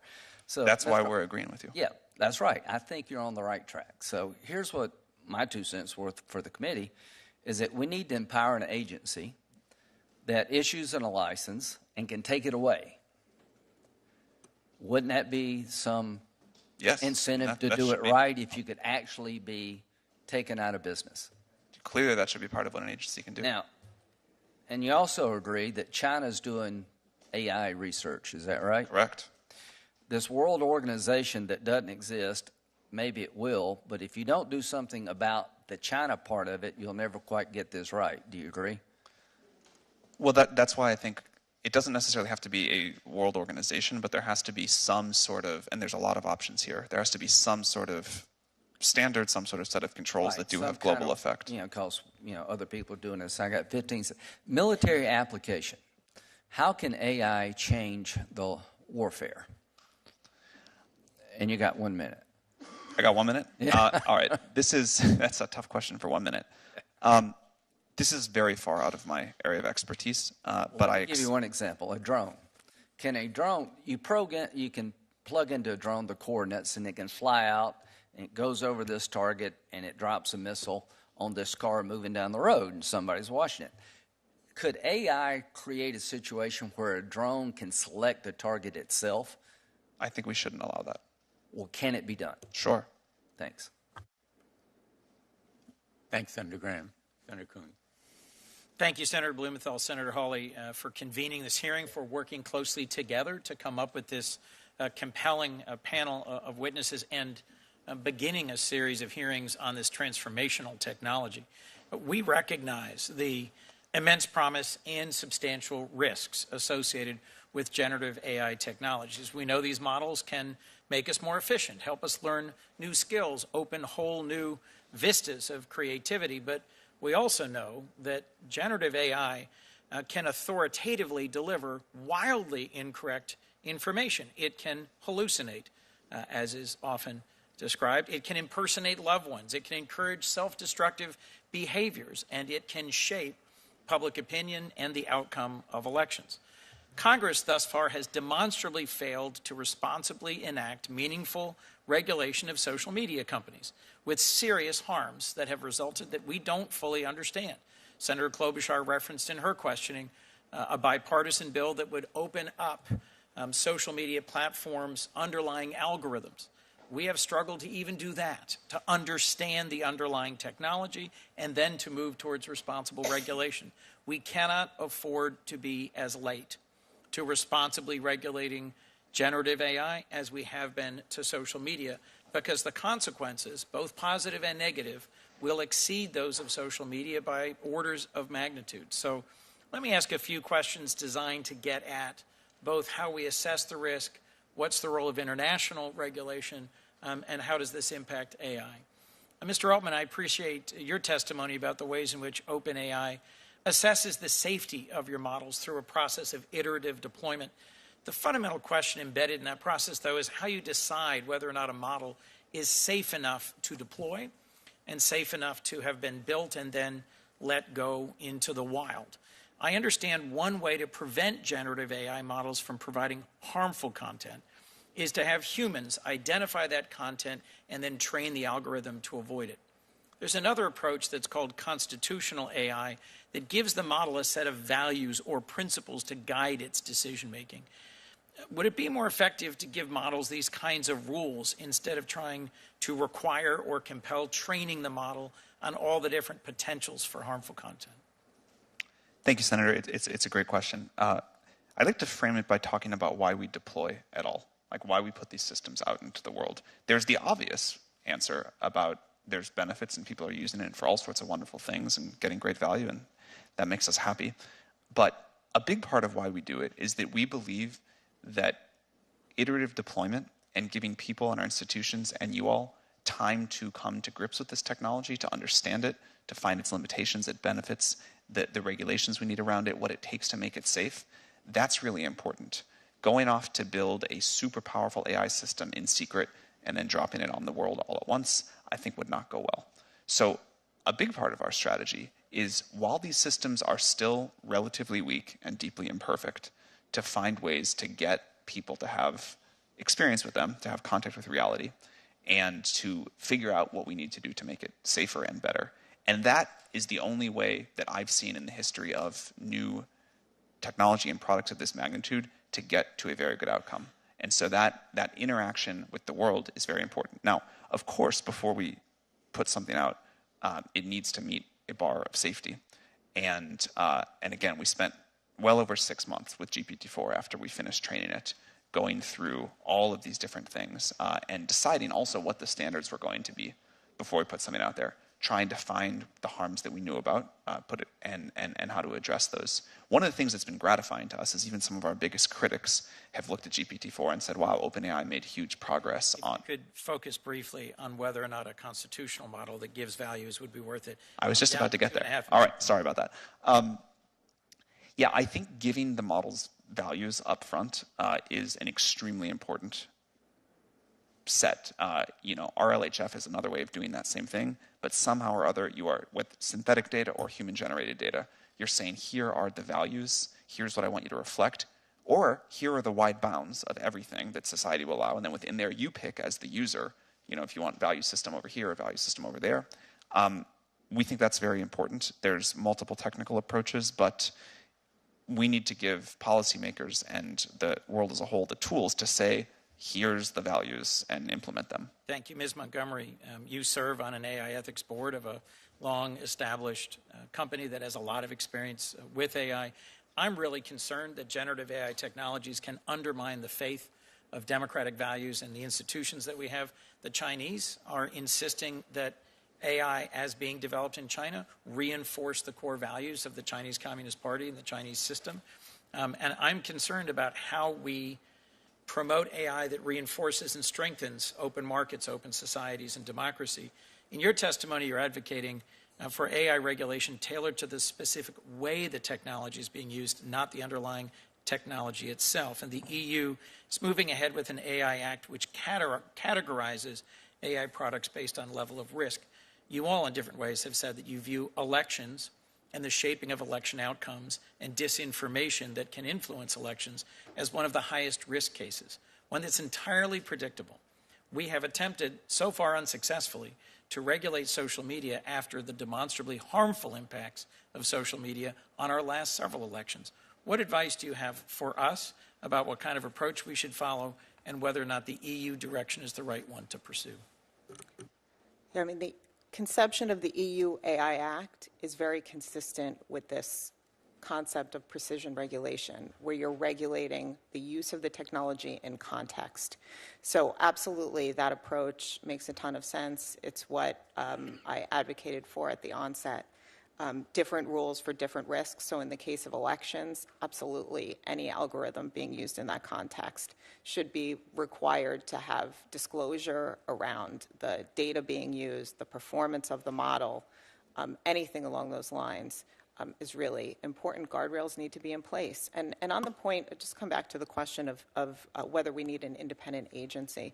I think we don't want to slow down regulation to address real risks right now, right? So we have existing regulatory authorities in place who have been clear that they have the ability to regulate in their respective domains. A lot of the issues we're talking about today span multiple domains, elections and the like. So, if I could, I'll just assert that those existing regulatory bodies and authorities are under-resourced and lack many of the statutory and regulatory powers that they need. Correct. We have failed to deliver on data privacy, even though industry has been asking us to regulate data privacy. If I might, Mr. Marcus, I'm interested also what international bodies are best positioned to convene multilateral discussions to promote responsible standards. We've talked about a model being CERN and nuclear energy. I'm concerned about proliferation and non-proliferation. We've also talked, I would suggest that the IPCC, a UN body, helped at least provide a scientific baseline of what's happening in climate change so that even though we may disagree about strategies, globally we've come to a common understanding of what's happening and what should be the direction of intervention. I'd be interested, Mr. Marcus, if you could just give us your thoughts on who's the right body internationally to convene a conversation and one that could also reflect our values. I'm still feeling my way on that issue. I think global politics is not my specialty. I'm an AI researcher, but I have moved towards policy in recent months, really, because of my great concern about all of these risks. I think certainly the UN, UNESCO, and has its guidelines should be involved and at the table, and maybe things work under them and maybe they don't, but they should have a strong voice and help to develop this. The OECD has also been thinking greatly about this. A number of organizations have international personally. I don't feel like I personally am qualified to say exactly what the right model is there. Well, thank you. I think we need to pursue this both at the national level and the international level. I'm the chair of the IP subcommittee of the Judiciary Committee. In June and July, we will be having hearings on the impact of AI on patents and copyrights. You can already tell from the questions of others, there will be a lot of interest. I look forward to following up with you about that topic. I know, Mr. Chairman, I look forward to helping as much as possible. Thank you very much. Thanks, Senator Coons. Senator Kennedy. Thank you all for being here. Permit me to share with you 3 hypotheses that I would like you to assume for the moment to be true. Hypothesis number 1, many members of Congress do not understand artificial intelligence. Hypothesis number 2, that absence of understanding may not prevent Congress from plunging in with enthusiasm and trying to regulate this technology in a way that could hurt this technology. Hypothesis number 3 that I would like you to assume. There is likely a berserk wing of the artificial intelligence community that intentionally or unintentionally could use artificial intelligence to kill all of us and hurt us the entire time that we are dying. Assume all of those to be true. Please tell me in plain English 2 or 3 reforms, regulations, if any, that you would implement if you were queen or king for a day. Ms. Montgomery. I think it comes back again to transparency and explainability in AI. We absolutely need to know and have companies attest. What do you mean by transparency? So disclosure of the data that's used to train AI, disclosure of the model and how it performs, and making sure that there's continuous governance over these models, that we are the leading edge in terms of that regulation. Whom? Technology governance, organizational governance, rules and clarification that are needed that this Which Congress... rules? I mean, this is your chance, folks, to tell us how to get this right. Please use it. Right. I mean, I think, again, the rules should be focused on the use of AI in certain contexts. So if you look at, for example, so if you look at the EU AI Act, it has certain uses of AI that it says are just simply too dangerous and will be outlawed in the Okay, so we ought to first pass a law that says you can use AI for these uses but not others. Is that what you're saying? We need to define the highest risk uses of AI. Is there anything else? And then, of course, requiring things like impact assessments and transparency, requiring companies to show their work, protecting data that's used to train AI in the first place as well. Right. Professor Marcus, if you could be specific, this is your shot, man. Talk in plain English and tell me what, if any, rules we ought to implement. And please don't just use concepts. I'm looking for specificity. Number 1, a safety review like we use with the FDA prior to widespread deployment. If you're going to introduce something to 100 million people, somebody has to have their eyeballs on it. There you go. Okay, that's a good one. I'm not sure I agree with it, but that's a good one. What else? You didn't ask for 3 that you would agree with. Number 2, a nimble monitoring agency to follow what's going on, not just pre-review, but also post as things are out there in the world with authority to call things back, which we've discussed today. And number 3 would be funding geared towards things like AI constitution, AI that can reason about what it's doing. I would not leave things entirely to current technology, which I think is poor at behaving in ethical fashion and behaving in honest fashion. And so I would have funding to try to basically focus on AI safety research. That term has a lot of complications in my field. There's both safety, let's say, short-term and long-term. term, and I think we need to look at both. And rather than just funding models to be bigger, which is the popular thing to do, we need to fund models to be more trustworthy. Because I want to hear from Mr. Altman. Mr. Altman, here's your shot. Thank you, Senator. Number one, I would form a new agency that licenses any effort above a certain scale of capabilities and can take that license away and ensure compliance with safety standards. Number two, I would create a set of safety standards focused on what you said in your third hypothesis as the dangerous capability evaluations. One example that we've used in the past is looking to see if a model can self-replicate and self-exfiltrate into the wild. We can give your office a long other list of the things that we think are important there, but specific tests that a model has to pass before it can be deployed into the world.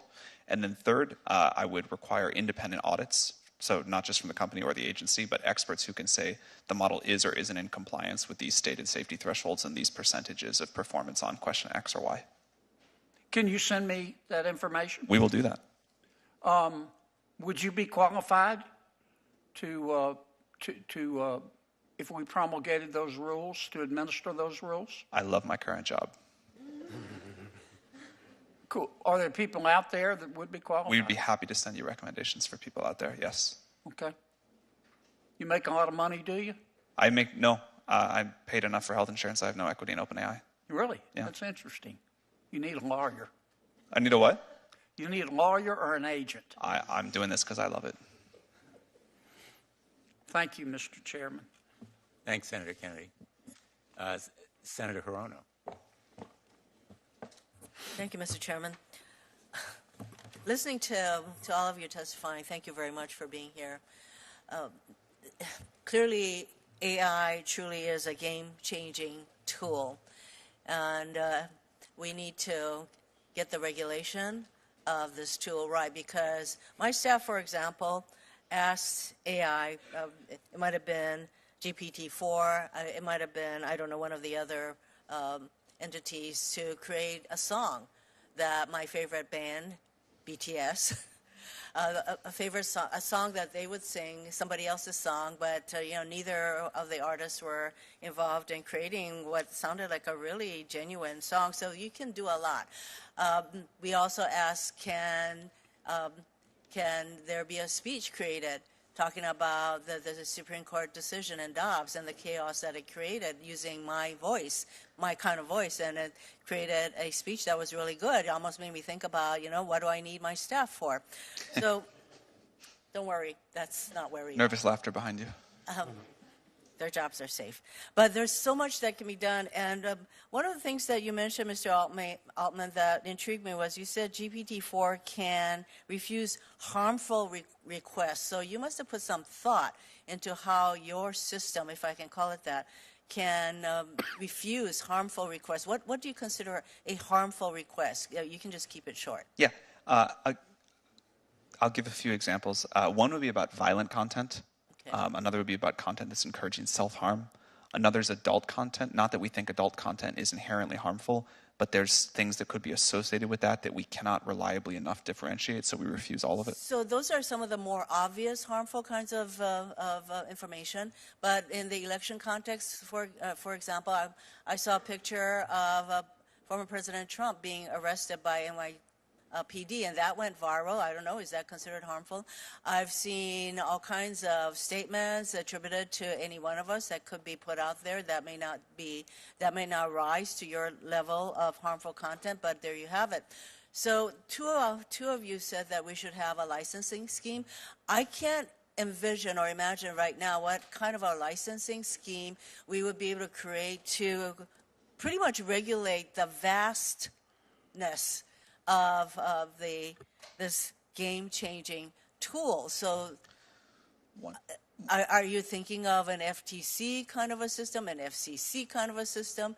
What do the two of you even envision as a potential licensing scheme that would provide the kind of guardrails that we need to protect literally our country from harmful content? To touch on the first part of what you said, there are things besides should this content be generated or not that I think are also important. So that image that you mentioned was generated. I think it'd be a great policy to say generated images need to be made clear in all contexts that they were generated. And, then we still have the image out there, but we're at least requiring people to say this was a generated image. Okay, well, I mean, you don't need an entire licensing scheme in order to make that a reality. Where I think the licensing scheme comes in is not for what these models are capable of today, because as you pointed out, you don't need a new licensing agency to do that. But as we head, and this may take a long time, I'm not sure, as we head towards artificial general intelligence, and the impact that will have, and the power of that technology, I think we need to treat that as seriously as we treat other very powerful technologies, and that's where I personally think we need such a scheme. I agree, and that is why by the time we're talking about AGI, we're talking about major harms that can occur through the use of AGI. So, Professor Marcus, I mean, what kind of a regulatory scheme would you envision? And we can't just come up with something, that is going to be take care of the issues that will arise in the future, especially with AGI. So, what kind of a scheme would you contemplate? Well, first, if I can rewind just a moment, I think you really put your finger on the central scientific issue in terms of the challenges in building artificial intelligence. We don't know how to build a system that understands harm in the full breadth of its meaning. Mm-hmm. So what we do right now is we gather examples and we say, is this like the examples that we have labeled before? But that's not broad enough. And so I thought your questioning beautifully outlined the challenge that AI itself has to face in order to really deal with this. We want AI itself to understand harm, and that may require new technology. So I think that's very important. On this second part of your question, the model that I tend to gravitate towards, but I am not an expert here, is the FDA, at least as part of it, in terms of you have to make a safety case and say why the benefits outweigh the harms in order to get that license. Probably we need elements of multiple agencies. I'm not an expert there, but I think that the safety case part of it is incredibly important. You have to be able to have external reviewers that are scientifically qualified look at this and say, have you addressed enough? So I'll just give one specific example. AutoGPT frightens me. That's not something that OpenAI made, but something that OpenAI did make called ChatGPT plugins led a few weeks later to someone building open source software called AutoGPT. And what AutoGPT does is it allows systems to access source code, access the internet, and so forth. And there are a lot of potential, let's say, cybersecurity risks there. There should be an external agency that says, well, we need to be reassured if you're going to release this product that there aren't going to be cybersecurity problems, or there are ways of addressing it. So, Professor, I am running out of time. I just wanted to mention, Ms. Montgomery, your model is a use model similar to what the EU has come up with, but the vastness of AI and the complexities involved, I think, would require more than looking at the use of it. I think that, based on what I'm hearing today, don't you think that we're probably going to need to do a heck of a lot more than to focus on what use it is being, AI is being used for. For example, you can ask AI to come up with a funny joke or something, but you can ask the same AI tool to generate something that is like an election fraud kind of a situation. So I don't know how you will make a determination based on where you're going with the use model, how to distinguish those kinds of uses of this tool. So I think that if we're going to go toward a licensing kind of a scheme, we're going to need to put a lot of thought into how we're going to come up with an appropriate scheme that is going to provide the kind of future reference that we need to put in place. So I thank all of you for coming in and providing further food for thought. Thank you, Mr. Chairman. Thanks very much, Senator Hirono. Senator Padilla. Thank you, Mr. Chairman. I appreciate the flexibility as I've been back and forth between this committee and Homeland Security Committee, where there's a hearing going on right now on the use of AI in government. So it's AI Day on the Hill, or at least in the Senate, apparently. Now, for folks watching at home, if you never thought about AI until the recent emergence of generative AI tools, the developments in this space may feel like they've just happened all of a sudden. But the fact of the matter is, Mr. Chair, is that they haven't. AI is not new, not for government, not for business, not for the public. In fact, the public uses AI all the time. And just for folks to be able to relate, I want to offer the example of anybody with a smartphone. Many features on your device leverage AI, including suggested replies, right, when we're text messaging or even to email, autocorrect features, including but not limited to spelling in our email and text applications. So I'm frankly excited to explore how we can facilitate positive AI innovation that benefits society while addressing some of the already known harms and biases that stem from the development and use of the tools today. Now, with language models becoming increasingly ubiquitous, I want to make sure that there's a focus on ensuring equitable treatment of diverse demographic groups. My understanding is that most research into evaluating and mitigating fairness harms has been concentrated on the English language, while non-English languages have received comparatively little attention or investment. And we've seen this problem before. I'll tell you why I raise this. Social media companies, for example, have not adequately invested in content moderation tools and resources for their non-English in non-English language. And I share this not just out of concern for non-US based users, but so many US-based users prefer a language other than English in their communication. So I'm deeply concerned about repeating social media's failure in AI tools and applications. Question, Mr. Altman and Ms. Montgomery, how are OpenAI and IBM ensuring language and cultural inclusivity that they're in their large language models? And it's even an area of focus in the development of your products. So bias and equity in technology is a focus of ours and always has been. I think diversity in terms of the development of the tools, in terms of their deployment, so having diverse people that are actually training those tools, considering the downstream effects as well. We're also very cautious, very aware of the fact that we can't just be articulating and calling for these types of things without having the tools and the technology to test for bias and to apply governance across the life cycle of AI. So we were one of the first teams and companies to put toolkits on the market, deploy them, contribute them to open source that will do things like help to address, be the technical aspects in which we help to address issues like bias. Can you speak just for a second specifically to language inclusivity? Yeah, I mean, language, so we don't have a consumer platform, but we are very actively involved with ensuring that the technology we help to deploy and the large language models that we use in helping our clients to deploy technology is focused on and available in many languages. Thank you. Ms. Schultz. We think this is really important. One example is that we worked with the government of Iceland, which is a language with fewer speakers than many of the languages that are well represented on the internet, to ensure that their language was included in our model. And we've had many similar conversations, and I look forward to many similar partnerships with lower resource languages to get them into our models. GPT-4 is, unlike previous models of ours, which were good at English and not very good at other languages, now pretty good at a large number of languages. You can go pretty far down the list, ranked by number of speakers, and still get good performance. But for these very small languages, we're excited about custom partnerships to include that language into our model run.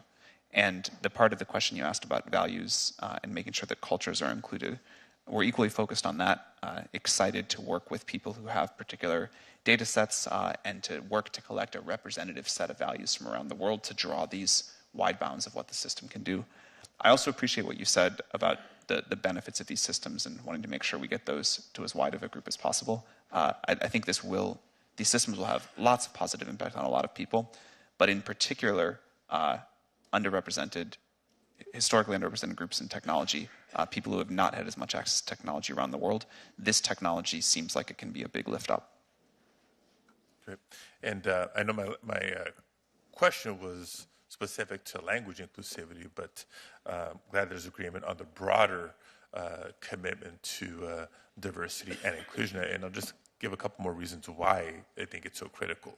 The largest actors in this space can afford the massive amount of data, the computing power, and they have the financial resources necessary to develop complex AI systems.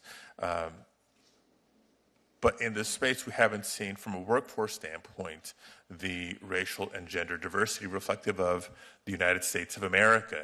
And we risk, if we're not thoughtful about it, contributing to the development of tools and approaches that only exacerbate the bias and inequities that exist in our society. So a lot of follow-up work to do there. In my time remaining, I do want to ask one more question. This committee and the public are right to pay attention to the emergence of generative AI. Now, this technology has a different opportunity and risk profile than other AI tools, and these applications have felt very tangible for the public due to the nature of the user interface and the outputs that they produce. But I don't think we should lose sight of the broader AI ecosystem as we consider AI's broader impact on society, as well as the design of appropriate safeguards. So, Ms. Montgomery, in your testimony, as you noted, AI is not you. Can you highlight some of the different applications that the public and policymakers should also keep in mind as we consider possible regulations? Yeah, I mean, I think the generative AI systems that are available today are creating new issues that need to be studied. New issues around the potential to generate content that could be extremely misleading, deceptive, and the like. So those issues absolutely need to be studied. But we shouldn't also ignore the fact that AI is a tool. It's been around for a long time. It has capabilities beyond just generative capabilities. And again, that's why I think going back to this approach where we're regulating AI where it's touching people and society is a really important way to address it. Thank you. Thank you, Mr. Chair. Thanks, Senator Padilla. Senator Booker is next, but I think he's going to defer to Senator Ossoff. Because Senator Ossoff is a very big deal. I don't know if you know. I have a meeting at noon, and I'm grateful to you, Senator Booker, for yielding your time. You are, as always, brilliant and handsome. And thank you to the panelists for joining us. Thank you to the subcommittee leadership for opening us up to all committee members. If we're going to contemplate a regulatory framework, we're going to have to define what it is that we're regulating. So, Mr. Altman, any such law will have to include a section that defines the scope of regulated activities, technologies, tools, products. Just take a stab at it. Yeah, thanks for asking, Senator Ossoff. I think it's super important. I think there are very different levels here, and I think it's important that any new approach, any new law does not stop the innovation from happening with smaller companies, open source models, researchers that are doing work at a smaller scale. That's a wonderful part of this ecosystem and of America, and we don't want to slow that down. There still may need to be some rules there, but I think we could draw a line at systems that need to be licensed in a very intense way. The easiest way to do it, I'm not sure if it's the best, but the easiest would be to talk about the amount of compute that goes into such a model. So we could, we could define a threshold of compute, and it'll have to change. It could go up or down. It could down as we discover more efficient algorithms that says above this amount of compute, you are in this regime. What I would prefer, it's harder to do, but I think more accurate, is to define some capability thresholds and say a model that can do things X, Y, and Z, up to you all to decide, that's now in this licensing regime, but models that are less capable, we don't want to stop our open source community, we don't want to stop individual researchers, we don't want to stop new startups, can proceed, with a different framework. Thank you. As concisely as you can, please state which capabilities you'd propose we consider for the purposes of this definition. I would love, rather than to do that off the cuff, to follow up with your office with like a follow-up. Well, perhaps opine, understanding that you're just responding and you're not making law. All right. In the spirit of just opining, I think a model that can persuade, manipulate, influence a person's behavior or a person's beliefs, that would be a good threshold. I think a model that could help create novel biological agents would be a great threshold. Okay. Things like that. I want to talk about the predictive capabilities of the technology, and we're going to have to think about a lot of very complicated constitutional questions that arise from it. With massive data sets, the integrity and accuracy with which such technology can predict future human behavior is potentially pretty significant at the individual level, correct? I think we don't know the answer to that for sure, but let's say it can at least have some impact there. Okay, so we may be confronted by situations where, for example, a law enforcement agency deploying such technology seeks some kind of judicial consent to execute a search or to take some other police action on the basis of a modeled prediction about some individual's behavior. But that's very different from the kind of evidentiary predicate that normally police would take to a judge in order to get a warrant. Talk me through how you're thinking about that issue. Yeah, I think it's very important that we continue to understand that these are tools that humans use to make human judgments and that we don't take away human judgment. I don't think that people should be prosecuted based off of the output of an AI system, for example. We have no national privacy law. Europe has rolled one out to mixed reviews. Do you think we need one? I think it'd be good. And what would be the qualities or purposes of such a law that you think would make the most sense based on your experience? Again, this is very far out of my area of expertise. I think there's many, many people that are privacy experts that could weigh in on what a law needs. I'd still like you to weigh in. I mean, I think a minimum is that users should be able to sort of opt out from having their data used by companies like ours or the social media companies. It should be easy to delete your data. I think but the thing that I think is important from my perspective running an AI company is that if you don't want your data used for training these systems, you have the right to do that. So let's think about how that would be practically implemented. I mean, as I understand it, your tool and certainly similar tools, one of the inputs will be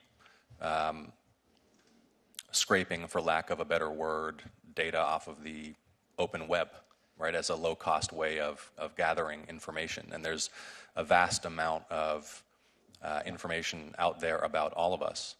How would such a restriction on the access or use or analysis of such data be practically implemented?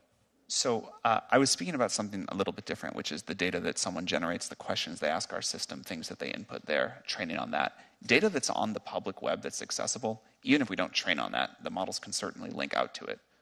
So that was not what I was referring to. I think that there's ways to have your data, or there should be more ways to have your data taken down from the public web, but certainly models with web browsing capabilities will be able to search the web and link out to it. When you think about implementing a safety or a regulatory regime to constrain such software and to mitigate some risk, is your view that the federal government would make laws such that certain capabilities or functionalities themselves are forbidden in potential? In other words, one cannot deploy or execute code capable of X? Yes. Or is it the act itself, X, only when actually executed? Well, I think both. I'm a believer in defense in depth. I think that there should be limits on what a deployed model is capable of and then what it actually does too. How are you thinking about how kids use your product? You have to be 18 or up or have your parents' permission at 13 and up to use a product, but we understand that people get around those safeguards all the time, and so what we try to do is just design a safe product. And there are decisions that we make that we would allow if we knew only adults were using it, that we just don't allow in the product because we know children will use it some way or other too. In particular, given how much these systems are being used in education, we want to be aware that that's happening. I think and Senator Blumenthal has done extensive work investigating this. What we've seen repeatedly is that companies whose revenues depend upon volume of use, screen time, intensity of use, design these systems in order to maximize the engagement of all users, including children, with perverse results in many cases. And what I would humbly advise you is that you get way ahead of this issue, the safety for children of your product. Or I think you're going to find that Senator Blumenthal, Senator Hawley, others on the subcommittee, and I will look very harshly on the deployment of technology that harms children. We couldn't agree more. I think we're out of time, but I'm happy to talk about that if I can respond. Go ahead. Well, it's up to the chairman. Okay. First of all, I think we try to design systems that do not maximize for engagement. In fact, we're so short on GPUs, the less people use our products, the better. But we're not an advertising-based model. We're not trying to get people to use it more and more. And I think that's a different shape than ad-supported social media. Second, these systems do have the capability to influence in obvious and in very nuanced ways. And I think that's particularly important for the safety of children, but that will impact all of us.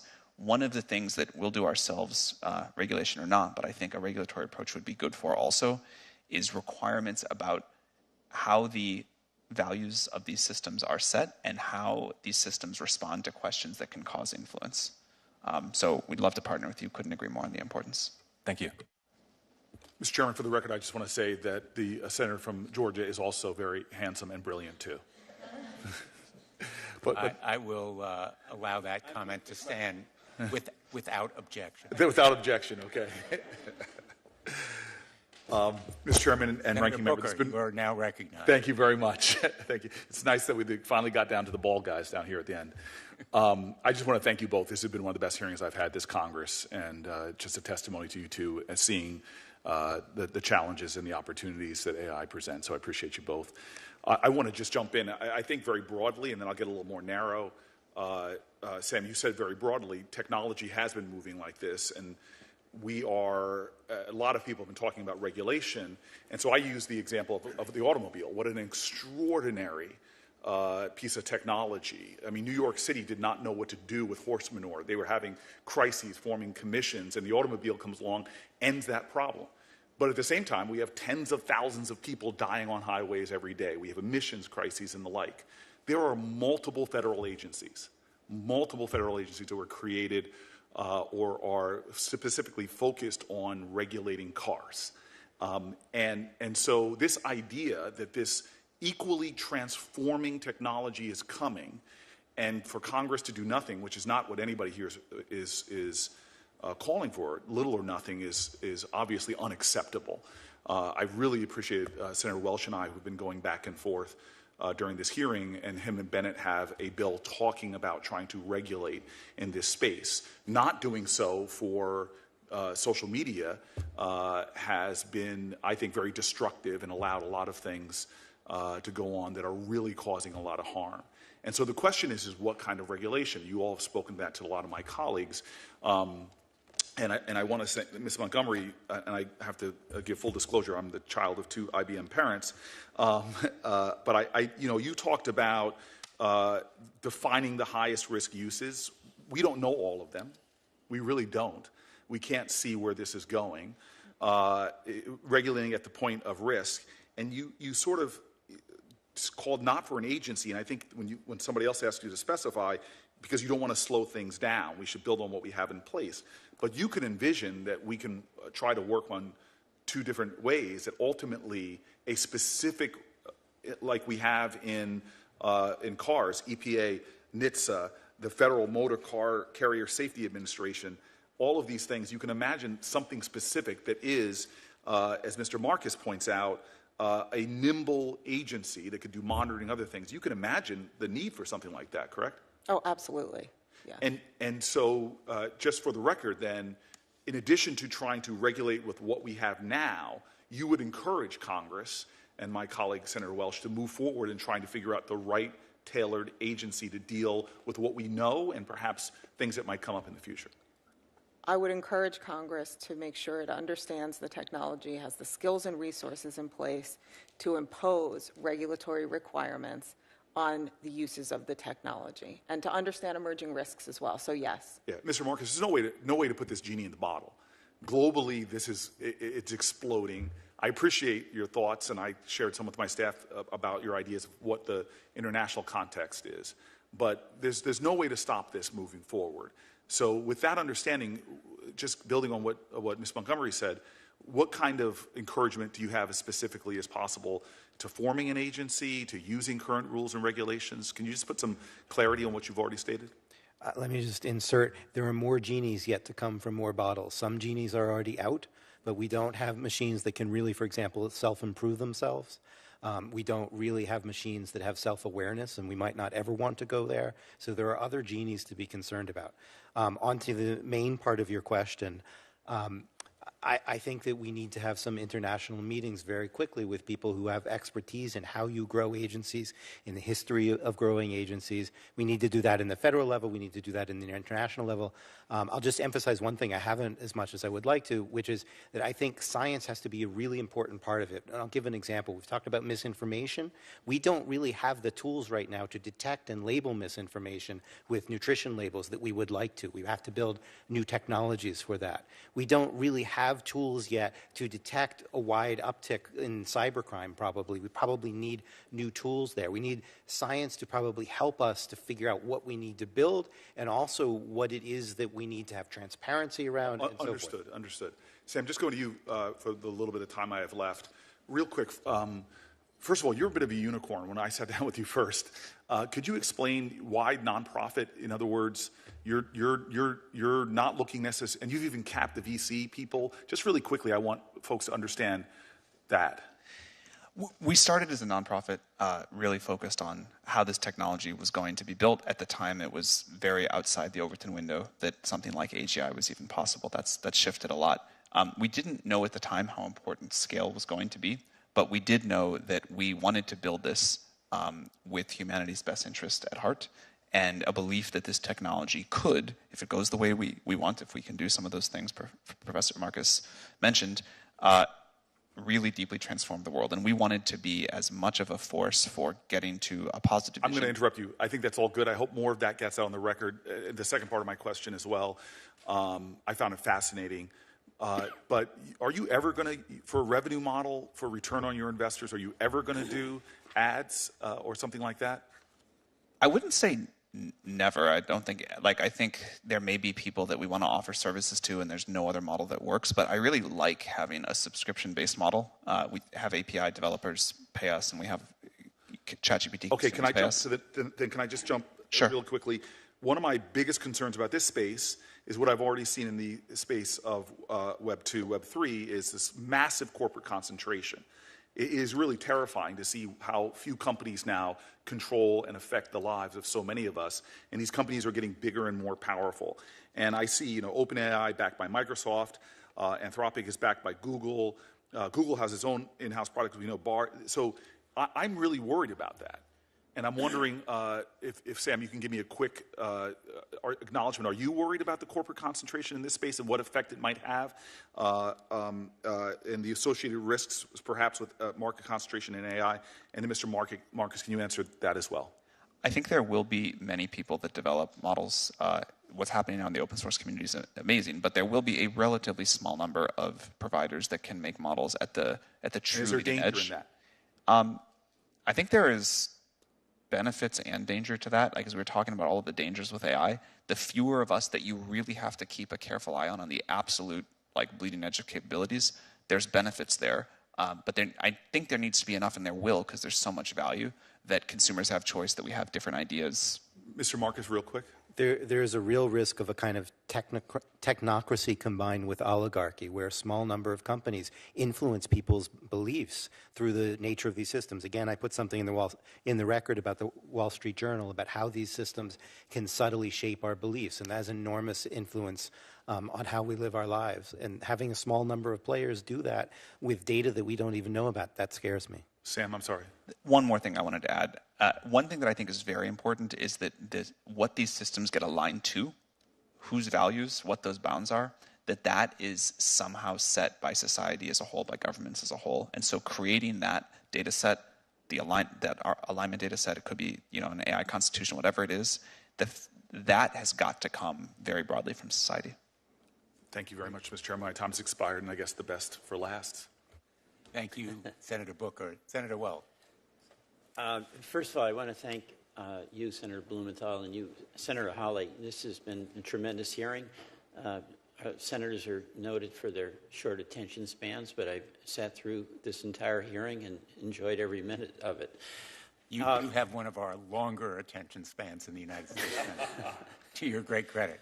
Well, we've had good witnesses, and it's an incredibly important issue. And here's just, all the questions I have been asked, really, but here's a kind of a takeaway, and what I think is the major question that we're going to have to answer as a Congress.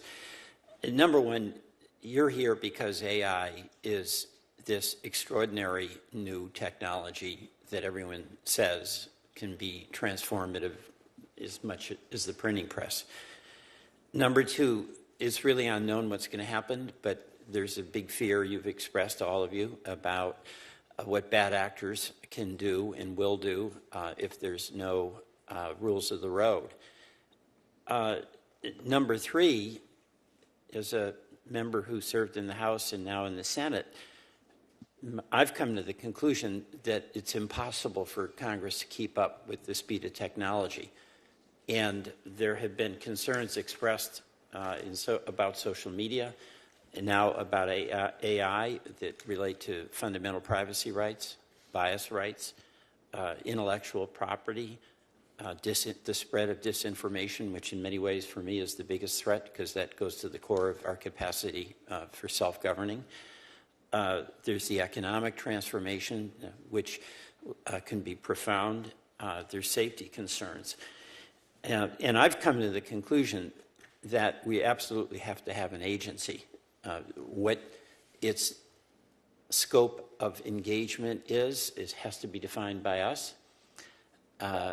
But I believe that unless we have an agency that is going to address these questions from social media and AI, we really don't have much of a defense against the bad stuff. And the bad stuff will come.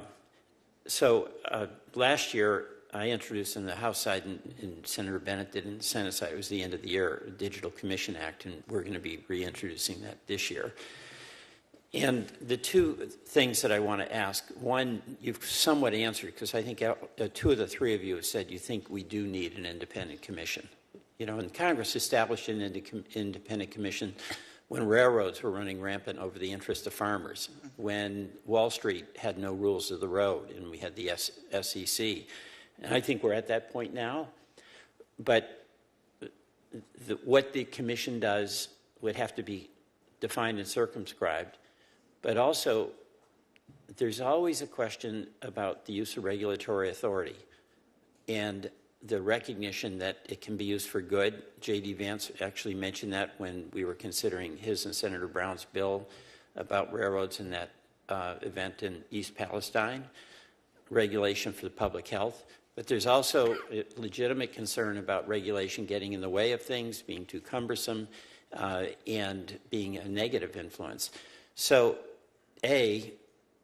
two of the three of you have said you think we do need an agency.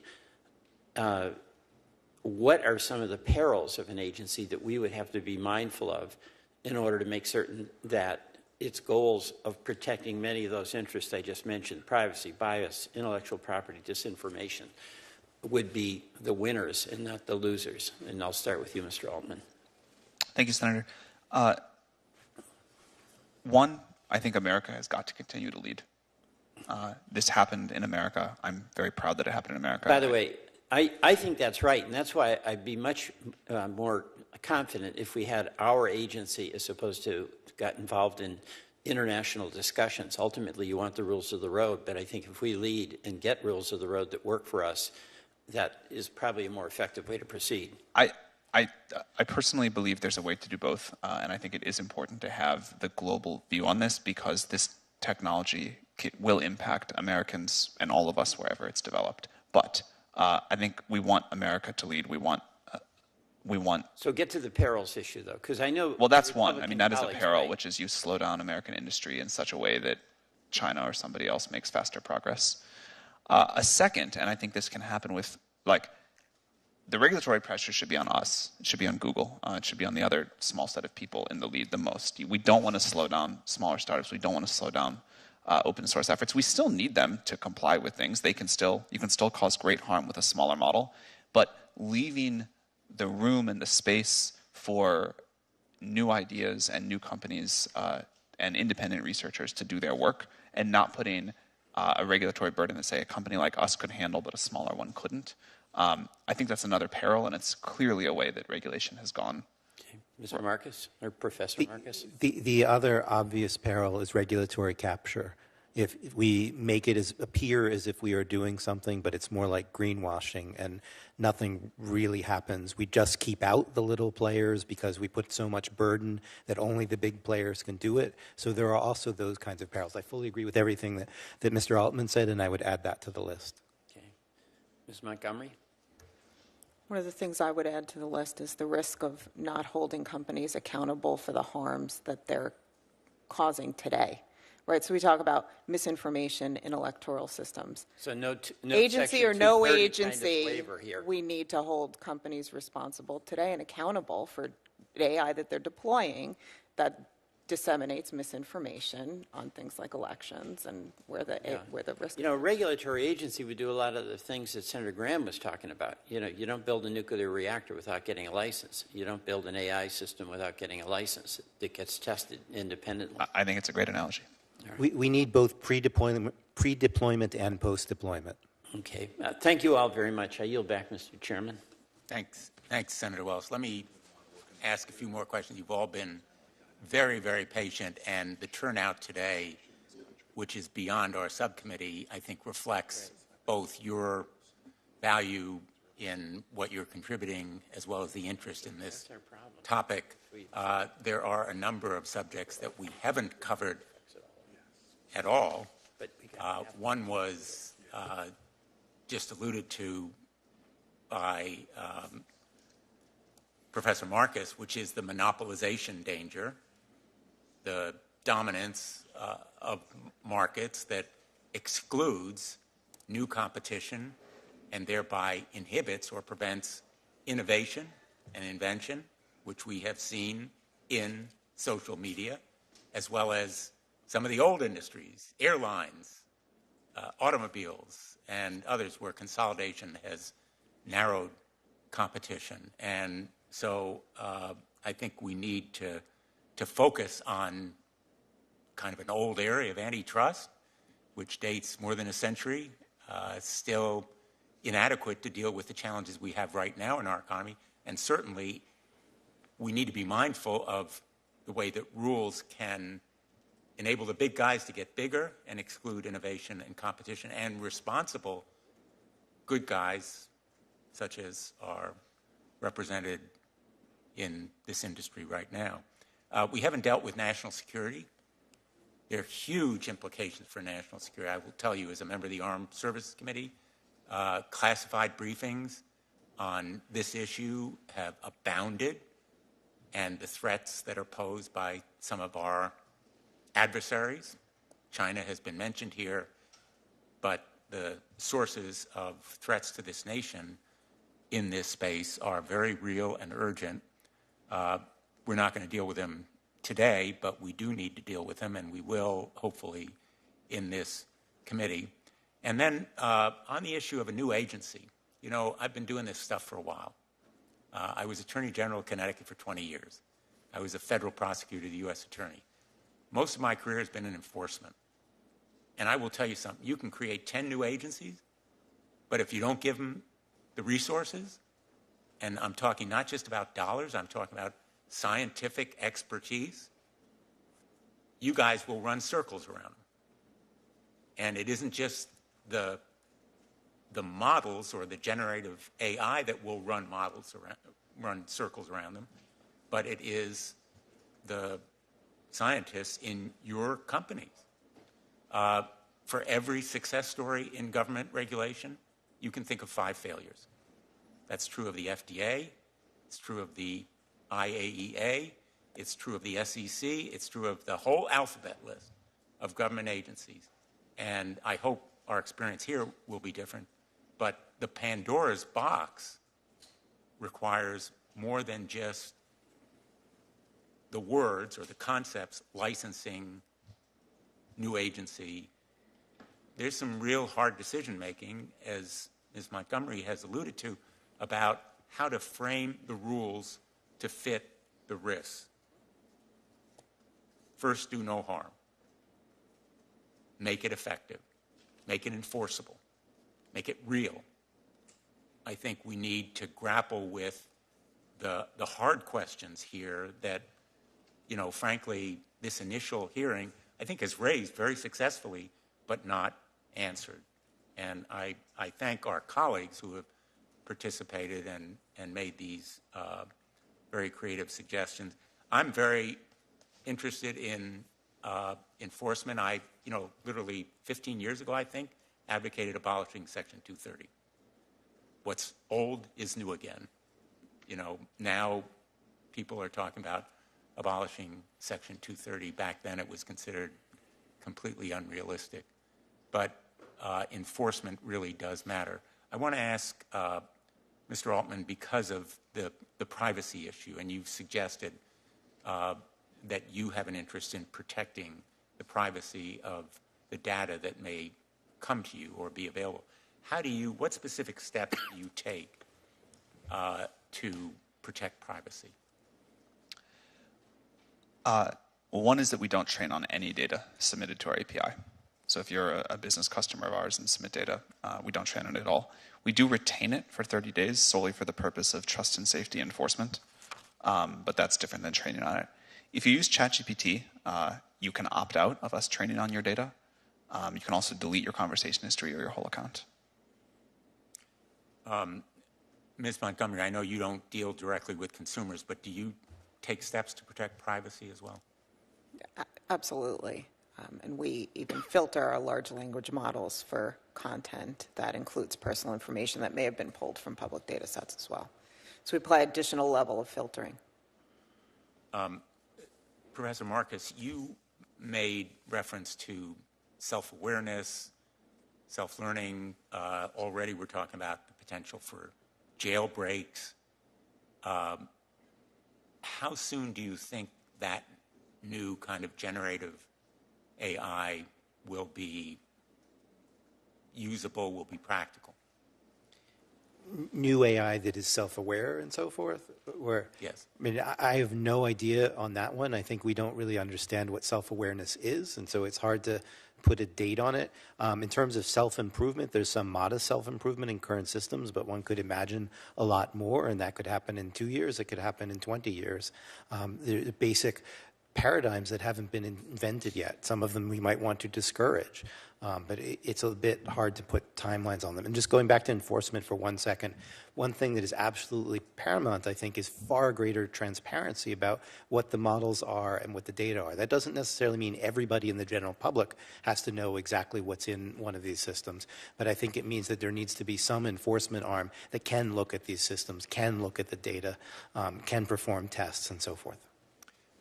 Let me ask you, all of you, I think there has been a reference to elections and banning outputs involving elections. Are there other areas where you think, what are the other high risk or highest risk areas where you would either ban or establish especially strict rules? Ms. Montgomery. The space around misinformation, I think, is a hugely important one.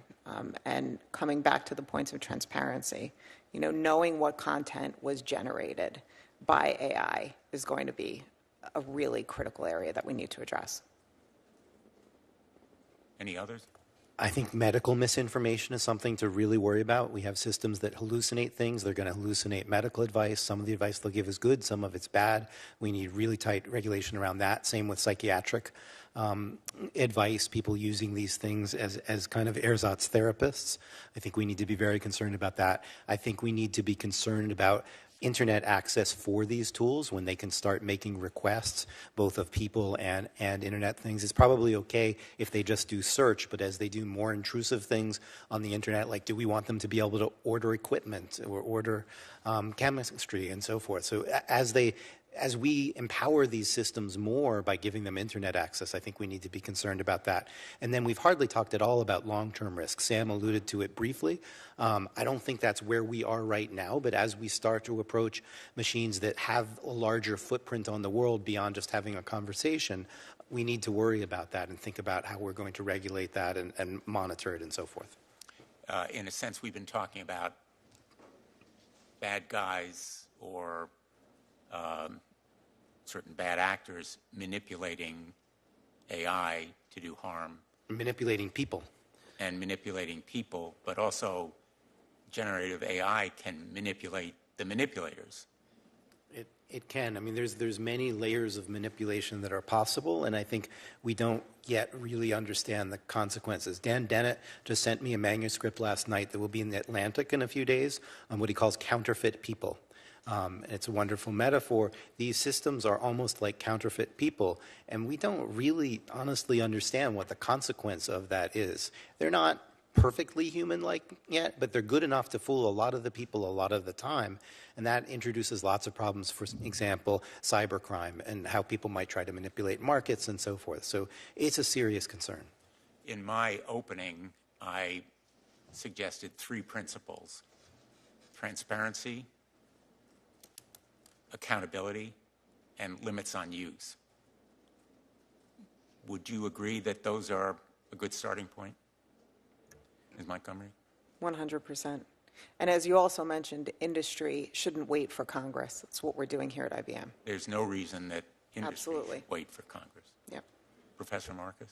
I think those 3 would be a great start. I mean, there are things like the White House Bill of Rights, for example, that show, I think, a large consensus, the UNESCO guidelines and so forth, show a large consensus around what it is we need. And the real question is definitely now, how are we going to put some teeth in it, try to make these things actually enforced? So, for example, we don't have transparency yet. We all know we want it, but we're not doing enough to enforce it. Mr. Altman? I certainly agree that those are important points. I would add that, and Professor Marcus touched on this, I would add that as we spent most of the time today on current risks, and I think that's appropriate, and I'm very glad we have done it, as these systems do become more capable, and I'm not sure how far away that is, but maybe not super far, I think it's important that we also spend time talking about how we're going to confront those challenges.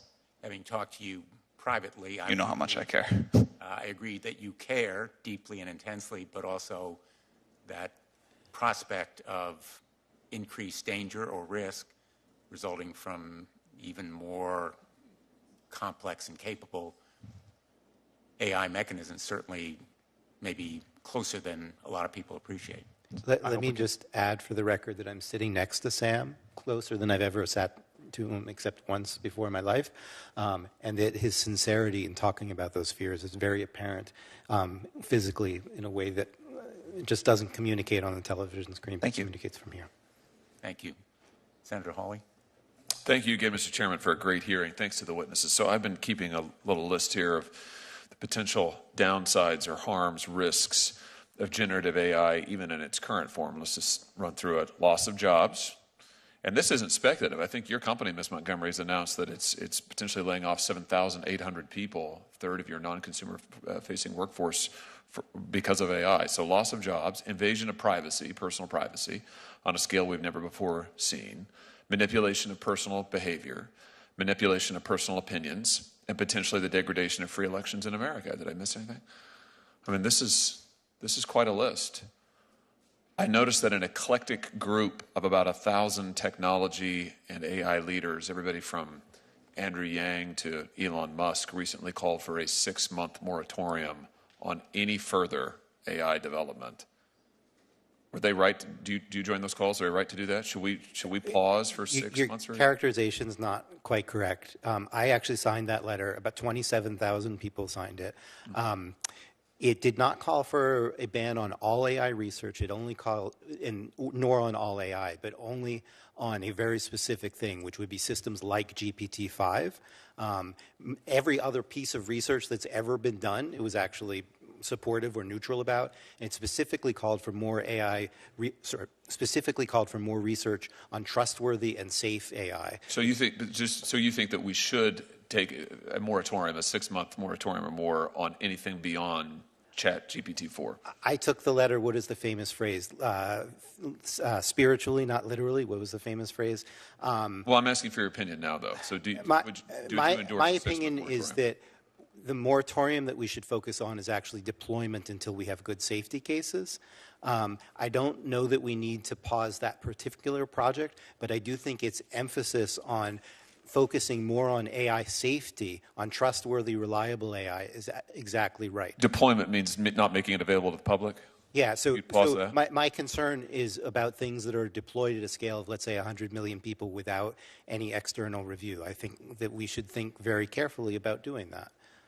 What about you, Mr. Altman? Do you agree with that? Would you pause any further development for 6 months or longer?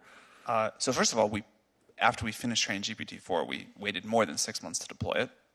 We are not currently training what will be GPT-5. We don't have plans to do it in the next 6 months. But I think the frame of the letter is wrong. What matters is audits, red teaming, safety standards that a model needs to pass before training. If we pause for 6 months, then I'm not really sure what we do then. Do we pause for another 6? Do we kind of come up with some rules then? The standards that we have developed and that we've used for GPT-4 deployment, we want to build on those, but we think that's the right direction, not a calendar clock pause. There may be times, I expect there will be times, when we find something that we don't understand and we really do need to take a pause, but we don't see that yet.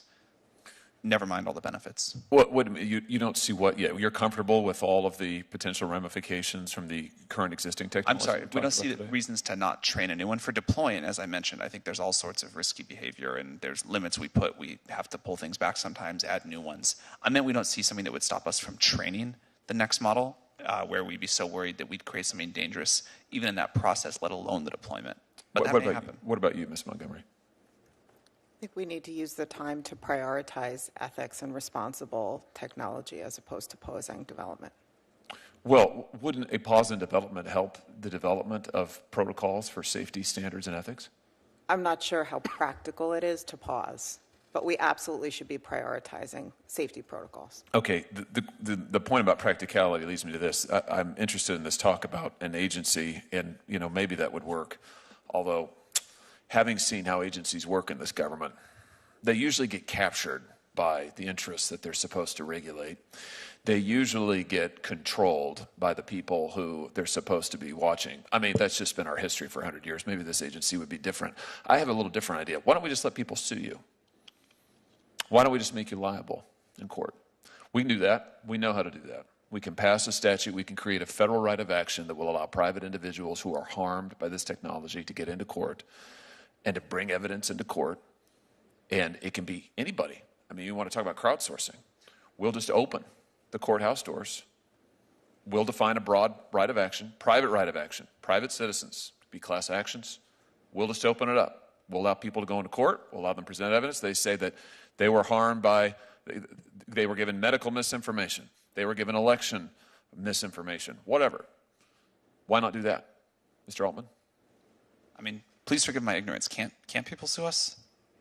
Well, you're not protected by Section 230, but there's not currently, I don't think, a federal right of action, private right of action that says that if you are harmed by generative AI technology, we will guarantee you the ability to get into court. Oh, well, I think there's like a lot of other laws where if technology harms you, there's standards that we could be sued under, unless I'm really misunderstanding how things work. If the question is, are clearer laws about the specifics of this technology and consumer protections a good thing, I would say definitely yes. The laws that we have today were designed long before we had artificial intelligence, and I do not think they give us enough coverage. The plan that you propose, I think, as a hypothetical, would certainly make a lot of lawyers wealthy, but I think it would be too slow to affect a lot of the things that we care about, and there are gaps in the law. For example, we don't really Wait, you think it'd be slower than Congress? Yes, I do, in some ways. Really? Well, litigation can take a decade or more. Oh, but the threat of litigation is a powerful tool. I mean, how would IBM like to be sued for $100 billion? I'm in no way asking to take litigation off the table among the tools, but I think, for example, if I can continue, there are areas like copyright where we don't really have laws. We don't really have a way of thinking about wholesale misinformation as opposed to individual pieces of it, where, say, a foreign actor might make billions of pieces of misinformation, or a local actor. We have some laws around market manipulation we could apply, but we get in a lot of situations where we don't really know which laws apply. There would be loopholes. The system is really not thought through. In fact, we don't even know that 230 does or does not apply here, as far as I know. I think that that's something a lot of people speculated about this afternoon, but it's not solid. Well, we could fix that. Well, the question is how. Oh, easy. It would be easy for us to say that Section 230 doesn't apply to generative AI. Ms. Montgomery, I'll give you the last word. Important I'll yield, start. Mr. Chairman. You on the point of- suggested, Ms. Montgomery, a duty of care, which I think fits the idea of a private right of action. No, that's exactly right. And also, AI is not a shield, right? So if a company discriminates in granting credit, for example, or in the hiring process, by virtue of the fact that they relied too significantly on an AI tool, they're responsible for that today, regardless of whether they used a tool or a human to make that decision. I'm going to turn to Senator Booker for some final questions, but I just want to make a quick point here on the issue of the moratorium. I think we need to be careful. The world won't wait.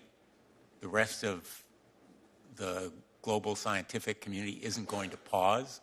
We have adversaries that are moving ahead, and sticking our head in the sand is not the answer. Safeguards and protections, yes, but a flat stop sign, sticking our head in the sand, I would be very, very worried about. Without militating for any sort of pause, I would just again emphasize there is a difference between research, which surely we need to do to keep pace with our foreign rivals, and deployment at really massive scale.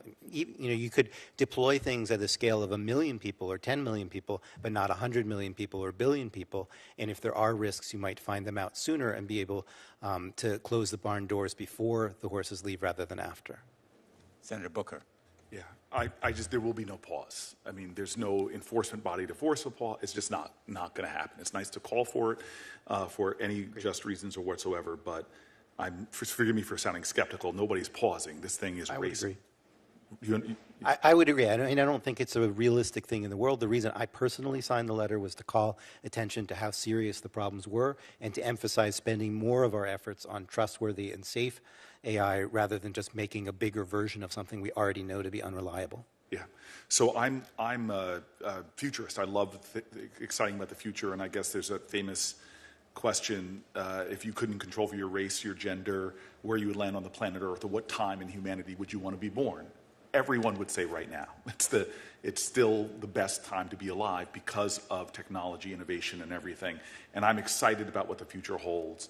But the destructiveness that I've also seen as a person that's seen the transformative technologies of a lot of the technologies of the last 25 years is what really concerns me. And one of the things, especially with companies that are designed to want to keep my attention on screens, and I'm not just talking about new media, 24-hour cable news is a great example of people that want to keep your eyes on screens. I have a lot of concerns about the corporate intention. And Sam, this is again why I find your story so fascinating to me and your values that I believe in from our conversations so compelling to me. But absent that, I really want to just explore what happens when these companies that are already controlling so much of our lives. A lot has been written about the FANG companies.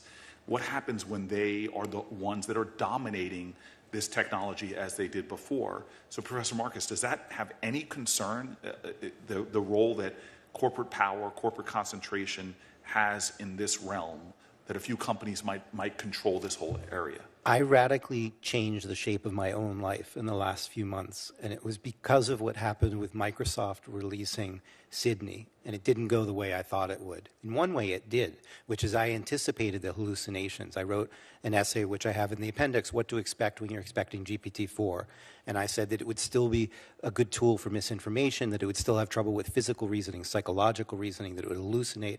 And then along came Sydney, and the initial press reports were quite favorable. And then there was the famous article by Kevin Roose in which it recommended he get a divorce. And I had seen Tay and I had seen Galactica from Meta, and those had been pulled after they had problems. And Sydney clearly had problems. What I would have done, had I run Microsoft, which clearly I do not, would have been to temporarily withdraw it from the market. And they didn't. And that was a wake-up call to me and a reminder that even if you have a company like OpenAI that is a nonprofit, and Sam's values, I think, have come clear today, other people can buy those companies and do what they like with them. And maybe we have a stable set of actors now, but the amount of power that these systems have to shape our views and our lives is really, really significant. And that doesn't even get into the risks that someone might repurpose them deliberately for all kinds of bad purposes.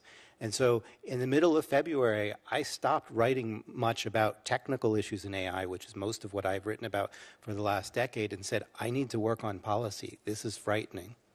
And Sam, I want to give you an opportunity as my sort of last question or so. Don't you have concerns about? I mean, I graduated from Stanford. I know so many of the players in the Valley, from VC folks, angel folks, to a lot of founders of companies that we all know. Do you have some concern about a few players with extraordinary resources and power to influence Washington? I mean, I see us. I'm a big believer in the free market, but the reason why I walk into a bodega and a Twinkie is cheaper than an apple, or a Happy Meal costs less than a bucket of salad, is because of the way the government tips the scales to pick winners and losers. So the free market is not what it should be when you have large corporate power that can even influence the game here. Do you have some concerns about that in this next era of technological innovation?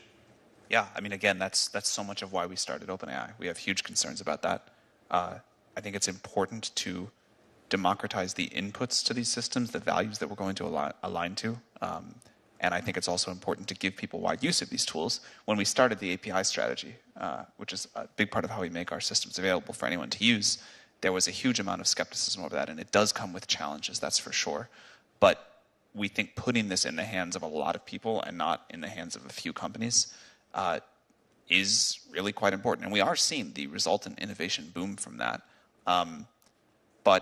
But it is absolutely true that the number of companies that can train the true frontier models is going to be small just because of the resources required. And so I think there needs to be incredible scrutiny on us and our competitors. I think there is a rich and exciting industry happening of incredibly good research and new startups that are not just using our models but creating their own. And I think it's important to make sure that whatever regulatory stuff happens, whatever new agencies may or may not happen, we preserve that fire, because that's critical. I'm a big believer in the democratizing potential of technology, but I've seen the promise of that fail time and time again, where people said, oh, this is going to have a big democratizing force. My team works on a lot of issues about the reinforcing of bias through algorithms, the failure to advertise certain opportunities in certain zip codes. But you seem to be saying, and I heard this with Web3, that this is going to be decentralized finance. All these things are going to happen. But this seems to me not even to offer that promise, because the people who are designing these, it takes so much power, energy, resources. Are you saying that that my dreams of technology, further democratizing opportunity and more, are possible within a technology that is ultimately, I think, going to be very centralized to a few players who already control so much? So this point that I made about use of the model and building on top of it, this is really a new platform, right? It is definitely important to talk about who's going to create the models. I want to do that. I also think it's really important to decide to whose values we're going to align these models. But in terms of using the models, the people that build on top of the OpenAI API do incredible things. And it's, people frequently comment, like, I can't believe you get this much technology for this little money. And so the companies people are building, putting AI everywhere, using our API, which does let us put safeguards in place, I think that's quite exciting. And I think that is how it is being democratized, not how it's going to be, but how it is being democratized right now. There is a whole new Cambrian explosion of new businesses, new products, new services happening by lots of different companies on top of these models. And so I'll say, Chairman, as I close, that most industries resist even reasonable regulation, from seatbelt laws to, we've been talking a lot recently about rail safety. The only way we're going to see the democratization of values, I think, and while there are noble companies out there, is if we create rules of the road that enforce certain safety measures like we've seen with other technology. Thank you. Thanks, Senator Booker. And I couldn't agree more that in terms of consumer protection, which I've been doing for a while, participation by the industry is tremendously important, and not just rhetorically, but in real terms, because we have a lot of industries that come before us and say, oh, we're all in favor of rules, but not those rules. Those rules we don't like. And it's every rule, in fact, that they don't like. And I sense that there is a willingness to participate here that is genuine and authentic. I thought about asking ChatGPT to do a new version of Don't Stop Thinking About Tomorrow, because that's what we need to be doing here. And as Senator Hawley has pointed out, Congress doesn't always move at the pace of technology, and that may be a reason why we need a new agency, but we also need to recognize the rest of the world is going to be moving as well. And you've been enormously helpful in focusing us and illuminating some of these questions, and performed a great service by being here today. So thank you to every one of our witnesses. And I'm going to close the hearing, leave the record open for 1 week. In case anyone wants to submit anything, I encourage any of you who have either manuscripts that are going to be published or observations from your companies to submit them to us. And we look forward to our next hearing. This one is closed. Sam.